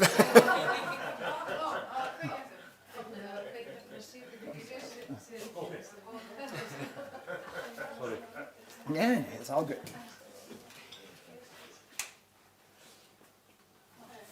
Hey? Talk. Okay. So now that we knew that the door would spread from the kindling to the outside of the door to the inside of the door to the framework, we needed to have some more sophistication in our testing. And we needed to build larger structures. We needed to have more scientific instruments. And so we turned to, well, first of all, we had a significant problem. The fire regulations where Hurstwick is located does not permit these kinds of burns of large structures. So we had to find a place to do it, and we had to find some expertise with the instrumentation. And so we turned to our friend Ivar, the fire chief, and he said we should talk to the local fire department because all firefighters are pyromaniacs. They just love setting fires. And he was right. And so we were sent first to the State Fire Academy, where firefighters are trained, and they sent us to the Fire Protection Engineering Department of this university, WPI, that's close to us.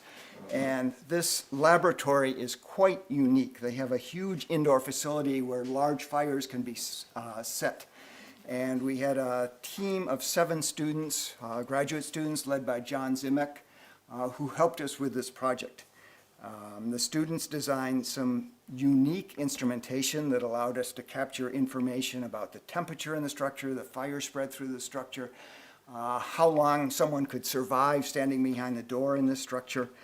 And so what we built was basically a door in a frame through the passageway of a turf building.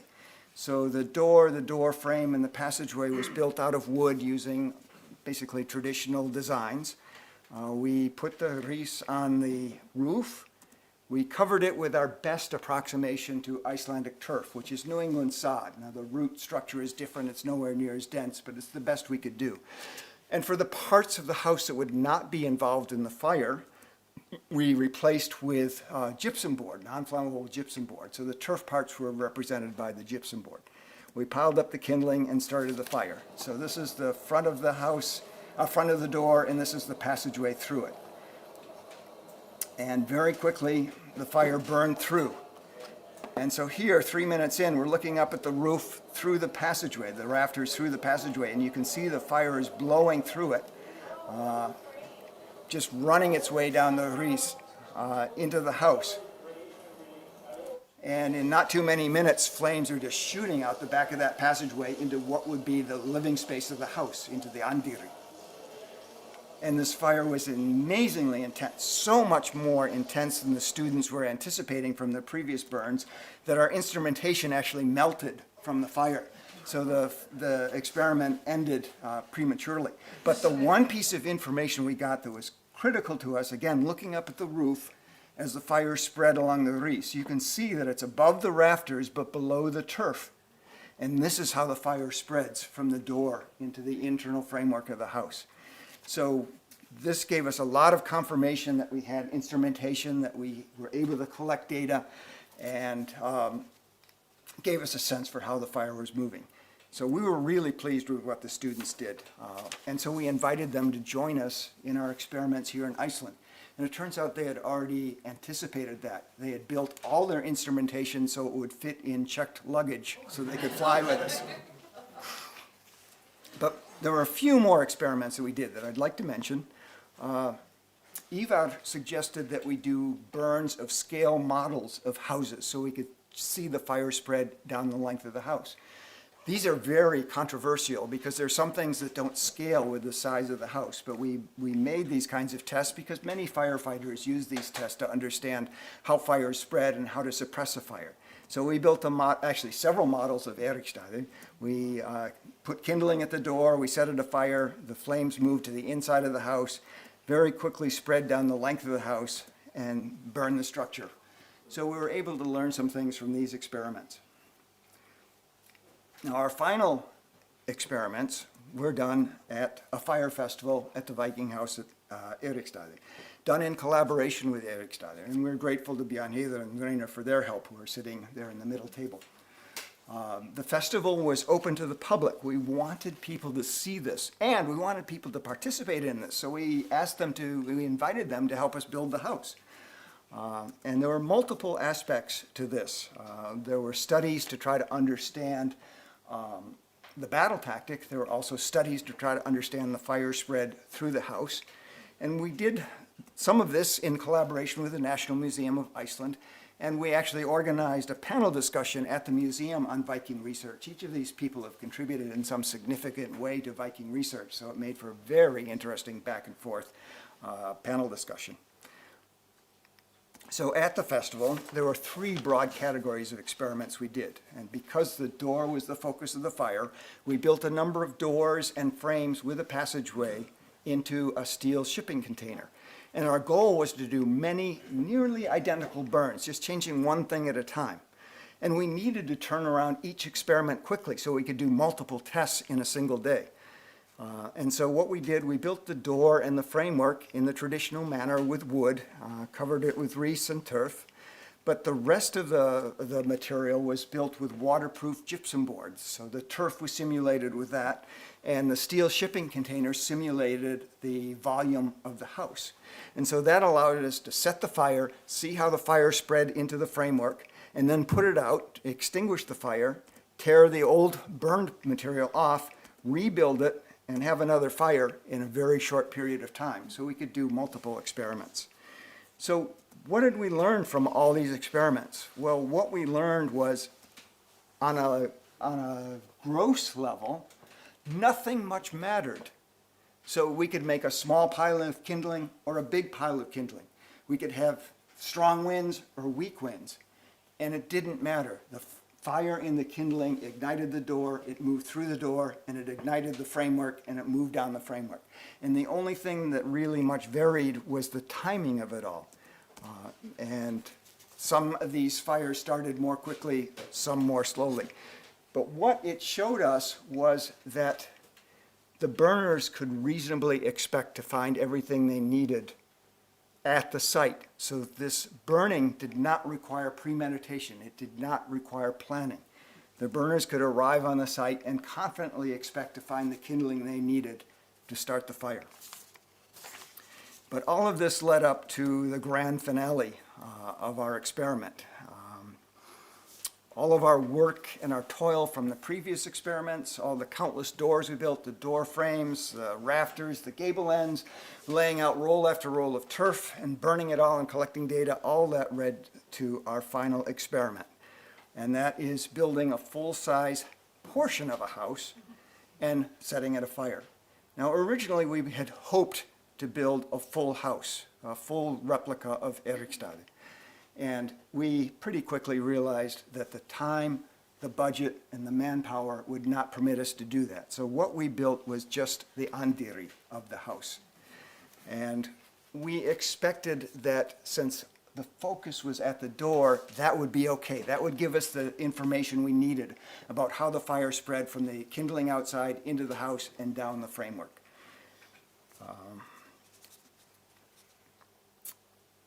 So our assumption was that once the andiri was involved with the flames, the fire would move down the rest of the house in a very similar way. So the wood that we needed for our house and the door panels came from the Forestry Service of Iceland. It came from their forest in the south. We transported it on the site. There was a problem with that, and that is some of the wood was cut the year before, but most of it was cut just shortly before the festival. We really would have liked the wood to have aged over the winter, dried out. But sometimes our plans and our backup plans don't work out, so we used what we had. And we built the frame on the ground in sections and then raised it and pegged it together. And one shortcut that we did take, we used steel straps to hold the structures together until we could peg it. And our experts, our structural engineer, our building experts, our fire experts, did not think that these steel straps would affect the spread of the fire or the strength of the building either beforehand or during the fire. So we were happy with that. The turf was cut from Haukadalur near the burning site. Again, we had hoped that we could cut the turf the year before and allow it to dry over the winter.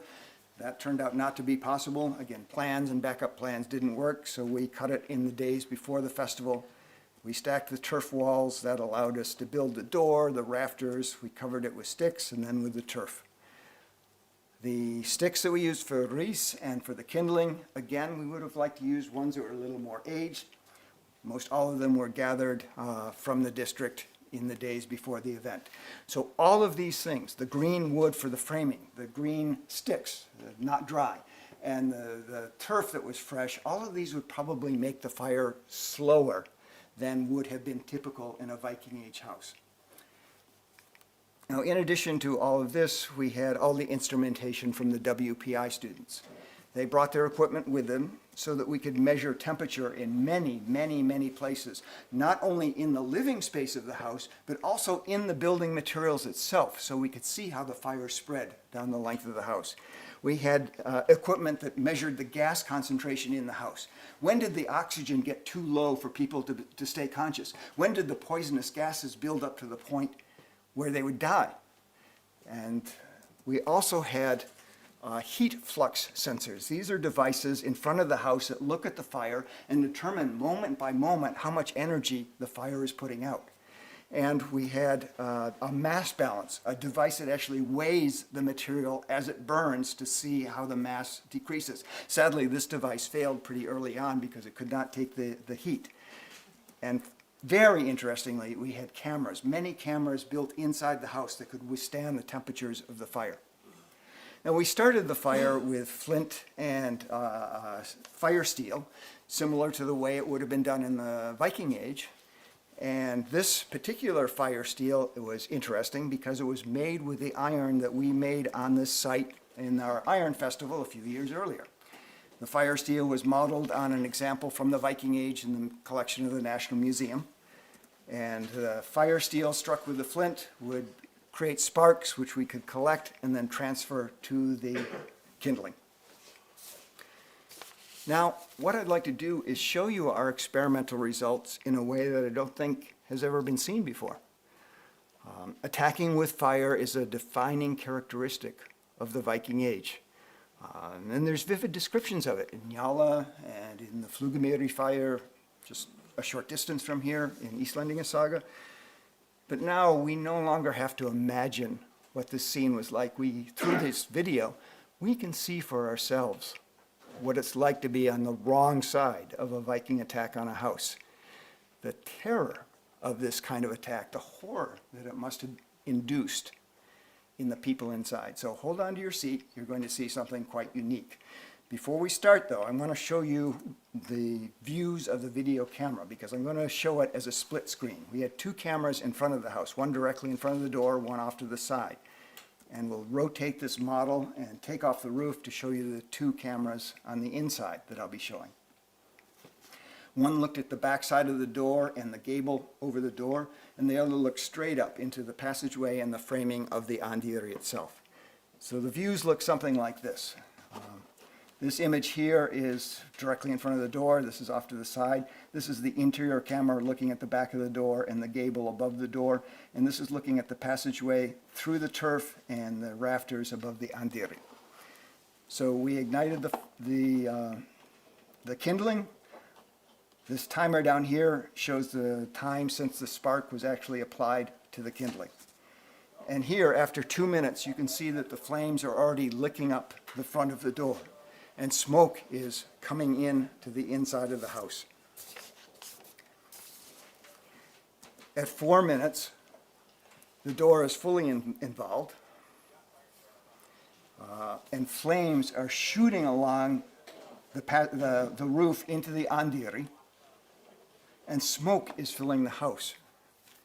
Now this camera here is inside, close to the floor, looking up at the smoke hole, looking up at the roof.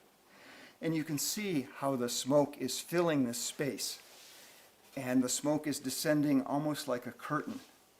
And in just a matter of seconds, there is zero visibility inside the house.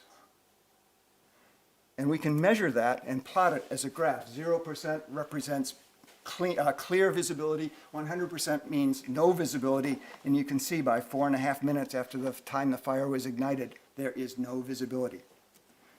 At 6 minutes, it's pretty much over for the people inside the house. Conditions are very difficult for the people inside. The oxygen levels fall, the temperatures rise, the smoke is thick. But just to be sure, let's let it go to 10 minutes. At 10 minutes, the turf has started to ignite. The temperature in the andiri is 180 degrees. The oxygen is so low that people would not be able to function. There's not enough oxygen in the air for them to function. Their brain no longer functions. The carbon monoxide, the carbon dioxide are building up to the point where consciousness is not possible.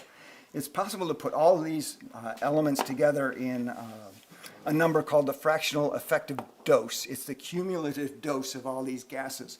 And when it reaches 1, it means that the people inside are pretty much dead unless they have modern medical attention. So at 10 minutes, we've crossed that line. So pretty much at this point, everyone is dead. So what have we learned? The fire is quick and intense. Even with all the compromises we made with green, with wet building materials, this fire is intense. And that seems to be at odds with what we read in the literary sources. It's hard to imagine people escaping through the door after the fire's been set. It's hard to imagine that there's time to negotiate at the door for the release of people.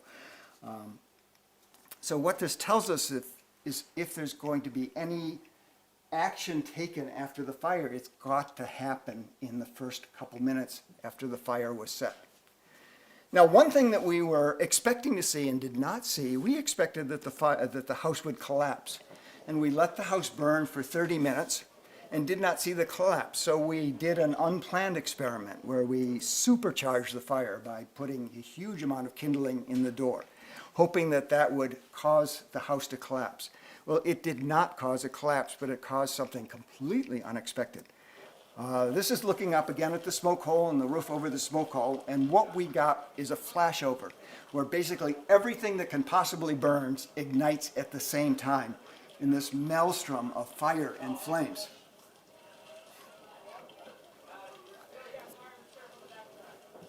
The inside of the house, the andiri space, reached 600 degrees.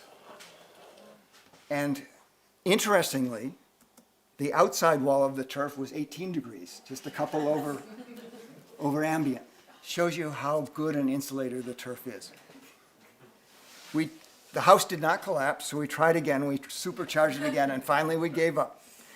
So the firefighters suppressed the fire. They used water, they used foam, and we tore the house apart to try to do a post-mortem to see what we could learn.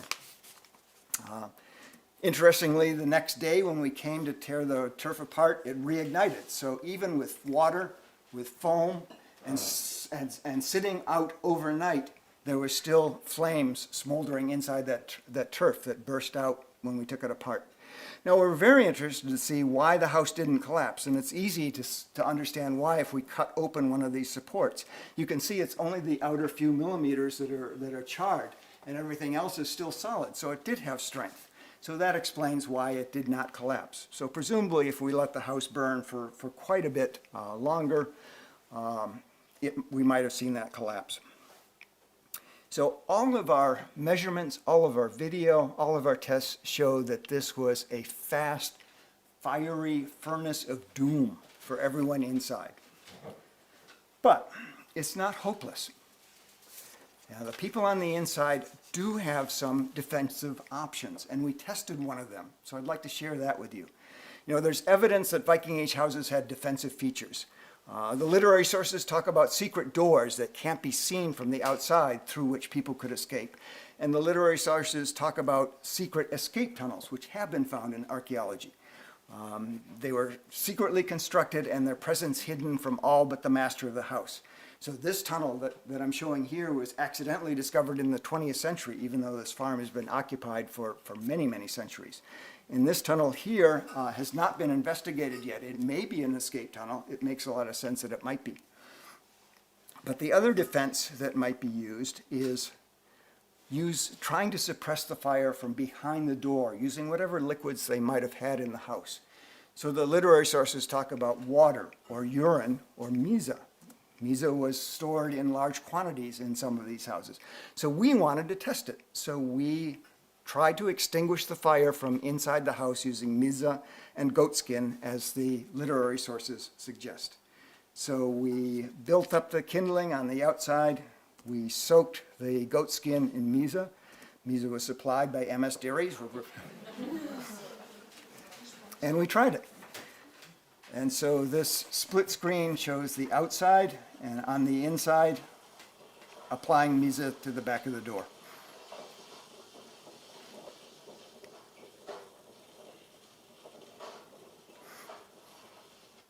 So what did we find there? We found that the miza was amazingly effective. No expectation that it would work, but it worked beautifully. So if we had just a door and allowed it to burn, after 3 minutes it burned through. But after 15 minutes with the miza, there was no flames on the inside. So then we stopped the experiment after 15 minutes. And we had no idea why. And so when we got back home, we did some experiments. We discovered that goat skin picks up 87% more miza than water by weight. So we're putting a lot more liquid on the fire. And it's very possible that the protein in the miza is coating the wood and keeping the fire out. So not only is miza a pleasant, nutritious drink, but it's good for fire suppression. So keep some in your house. So, just to finish up, what did we learn? So it seems that this battle tactic was brutally efficient. The fire was quicker and more intense than any of us expected. In fact, it was so quick that it's hard to imagine all the things described in the literary sources happening in that time. And right now we have no explanation. Now, when we started the test, we had a couple of questions. Many of these we could answer. So how easy was it to set the door ablaze? Very easy. Within 2 minutes, the door was ablaze. How long for, and these were with materials that could just be picked up on site. How long did it take for the door to catch? About 2 minutes. The fire reached the inside of the house. How long before the temperatures inside were too hot to survive? It seems like about 9 minutes.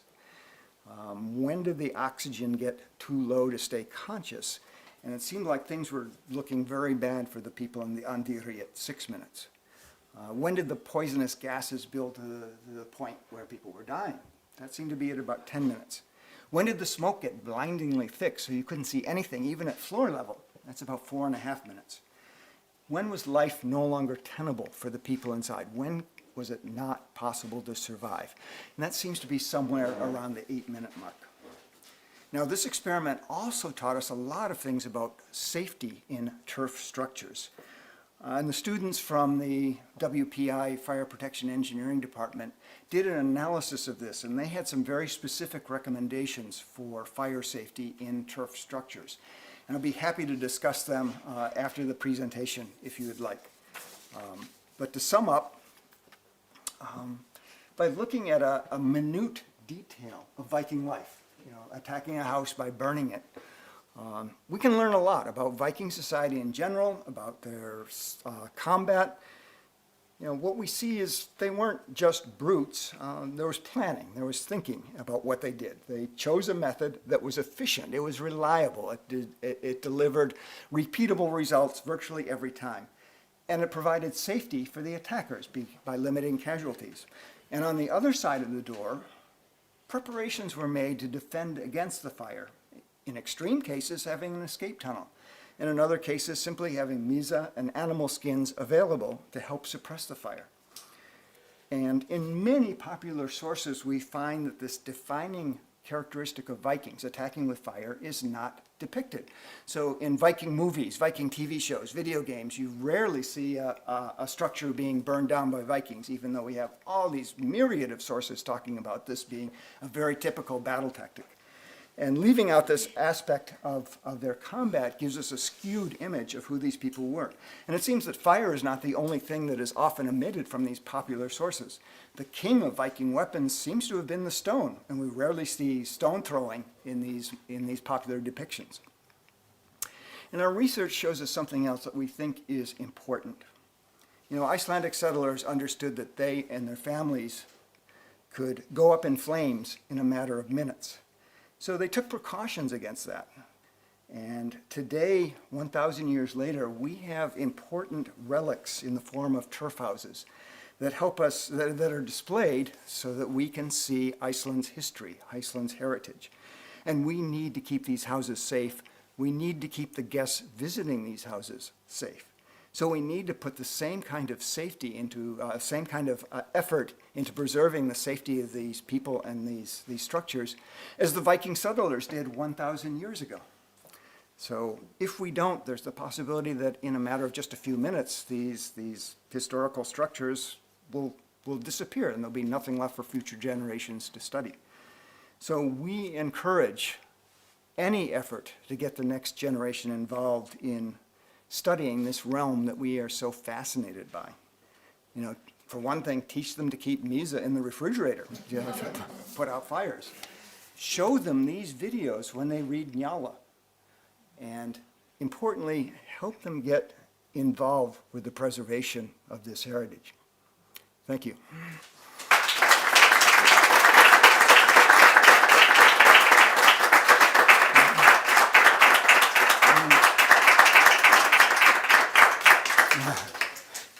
Do you have anything to add? This is it. Wow, thank you so much for this fantastic talk. It's quite the enterprise. Really amazing stuff. I'm going to rewatch this again. We have time for some questions and discussions if anyone has. I have a few constructional questions. Yes, Reynir and William, can you come here to the camera and the mic so the people online can hear as well? When deciding 30 millimeters, is that mainly because of the door in the National Museum that you looked at, or? It was the only door that we could get our hands on good measurements for. Okay. And the only way we got that is because we measured ourselves, actually, Reynir did. Yeah, okay, because when you look at middle-aged doors in Scandinavia, they usually are 2.5 inches, so they're up to 67 millimeters thick. Yep. And they are usually also wider around where you put in the reaction. Yeah. So it's even thicker, and then it's made with tongue and groove or false. Yep. I'm not sure how you say that. Yeah. So the tightening methods are a bit different. Okay. And they're also tarred. Yep. Like if you would have made a thicker door, tarred, would you have thought about getting other results maybe? I think so, especially the tar. I mean, that's very flammable. And also, the bark is still on the wood, and that's a very nice flammable. I mean, you also have to remember we cut out a lot of things. We didn't use the wainscoting, we didn't use the benches.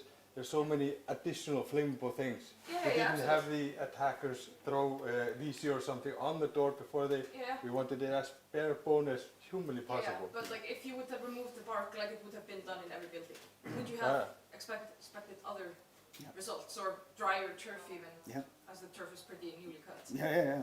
And if we had filled the house with the typical house furnishings of a Viking Age house, of course it would have burned much more quickly. A lot more fuel for it to spread through. I think they would have died either way. Yeah, I mean, I think that's pretty clear, but it's just like how quick it would have happened. Yeah, absolutely. So, was it actually a good attack method if people would have been dying or unconscious in 4 to 10 minutes? Like, to get the people out to be a drink or using this? Yeah. So we have no answer yet for allowing people to negotiate and let out and so on. We did not test it aside from you saw the MESA test. That was Dr. Jackson Crawford and our guy Matt Card. They were reciting Njála while they did it in Old Norse, in Old Icelandic, and they just stopped because they had no more text. They were just So I mean, there are many more tests we have to do. In addition to understand this, but as efficiency, it's super efficient. So either this person comes out into open death or he dies inside. And his children and his wife and everyone. Possibly. We have no. I mean, we don't have the answer. But would you be a nýðingur if you burn down a whole family? I would assume so. So if we don't have the answer to that. But if they were using this method, every now and then, people probably got out somehow. Yeah. So to add a little bit more to your question, if they did not allow the opportunity for the women and children to escape, then yes, they were nýðingar. But if the women and children chose to stay inside, no. No. It seems like that at least. Yeah. And there are many more tests. We didn't have anybody trying to escape. So it might have been possible to escape early on when the fire was started because it comes announced. It is not unannounced secret attack. Oh, really? Yeah. This is the Viking combat method. Ambush, for example, fyrirsátt. They just wait with a larger number of people until you come and then they meet you and fight. So it's not like they jump from the shadows and attack you. It needs to be announced. I mean, would you do that? That's besides the point. It's just what they did. Berner, þú ert með spurningu. I just have a comment. I don't know if you recall the discussion with Ivar about the MESA, because it has so low surface tension. Yeah. That's why it penetrates the skin, but Yep. also the wood very fast. Yep. And that's really the physics of why it works better than water, better than everything else. Yeah, and that was the measurement we did. It was like 82% more, something crazy. It's Yeah. so important to Yeah. understand. So Jethva would be the kind of fire extinguishers that you would like to have, because that also has low surface. Yeah, but Mesa is also a tasty drink to leave So interesting, just it surely also penetrates the wood quite far in. Yeah. And we were wondering if the protein in the MESA coats the wood as it heats up, and sets.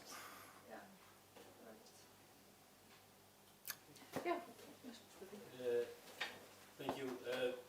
Just because you were talking about the written sources and the descriptions and how they don't seem to fit very well with the sort of the speed of the event as you do the testing.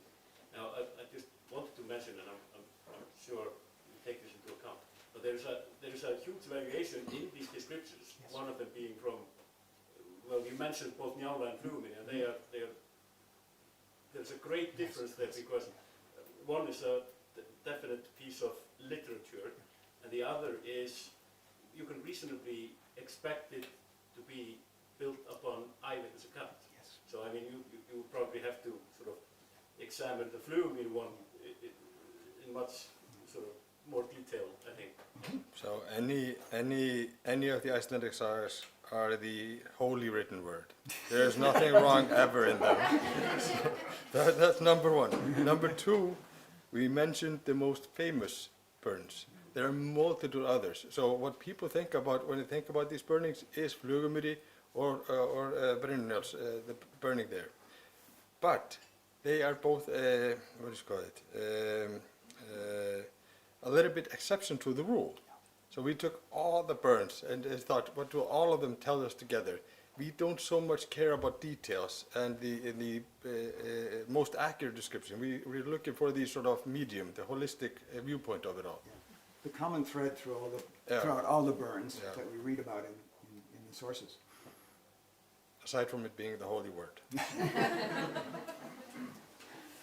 Okay. Já, fleiri spurningar. I have one. Yeah. I was just wondering if you took into consideration the shortened house, like the volume of air inside, like you could probably do calculations based on the side of the house for how long they would survive on the inside of oxygen. Okay. Thank you. Thank you so much.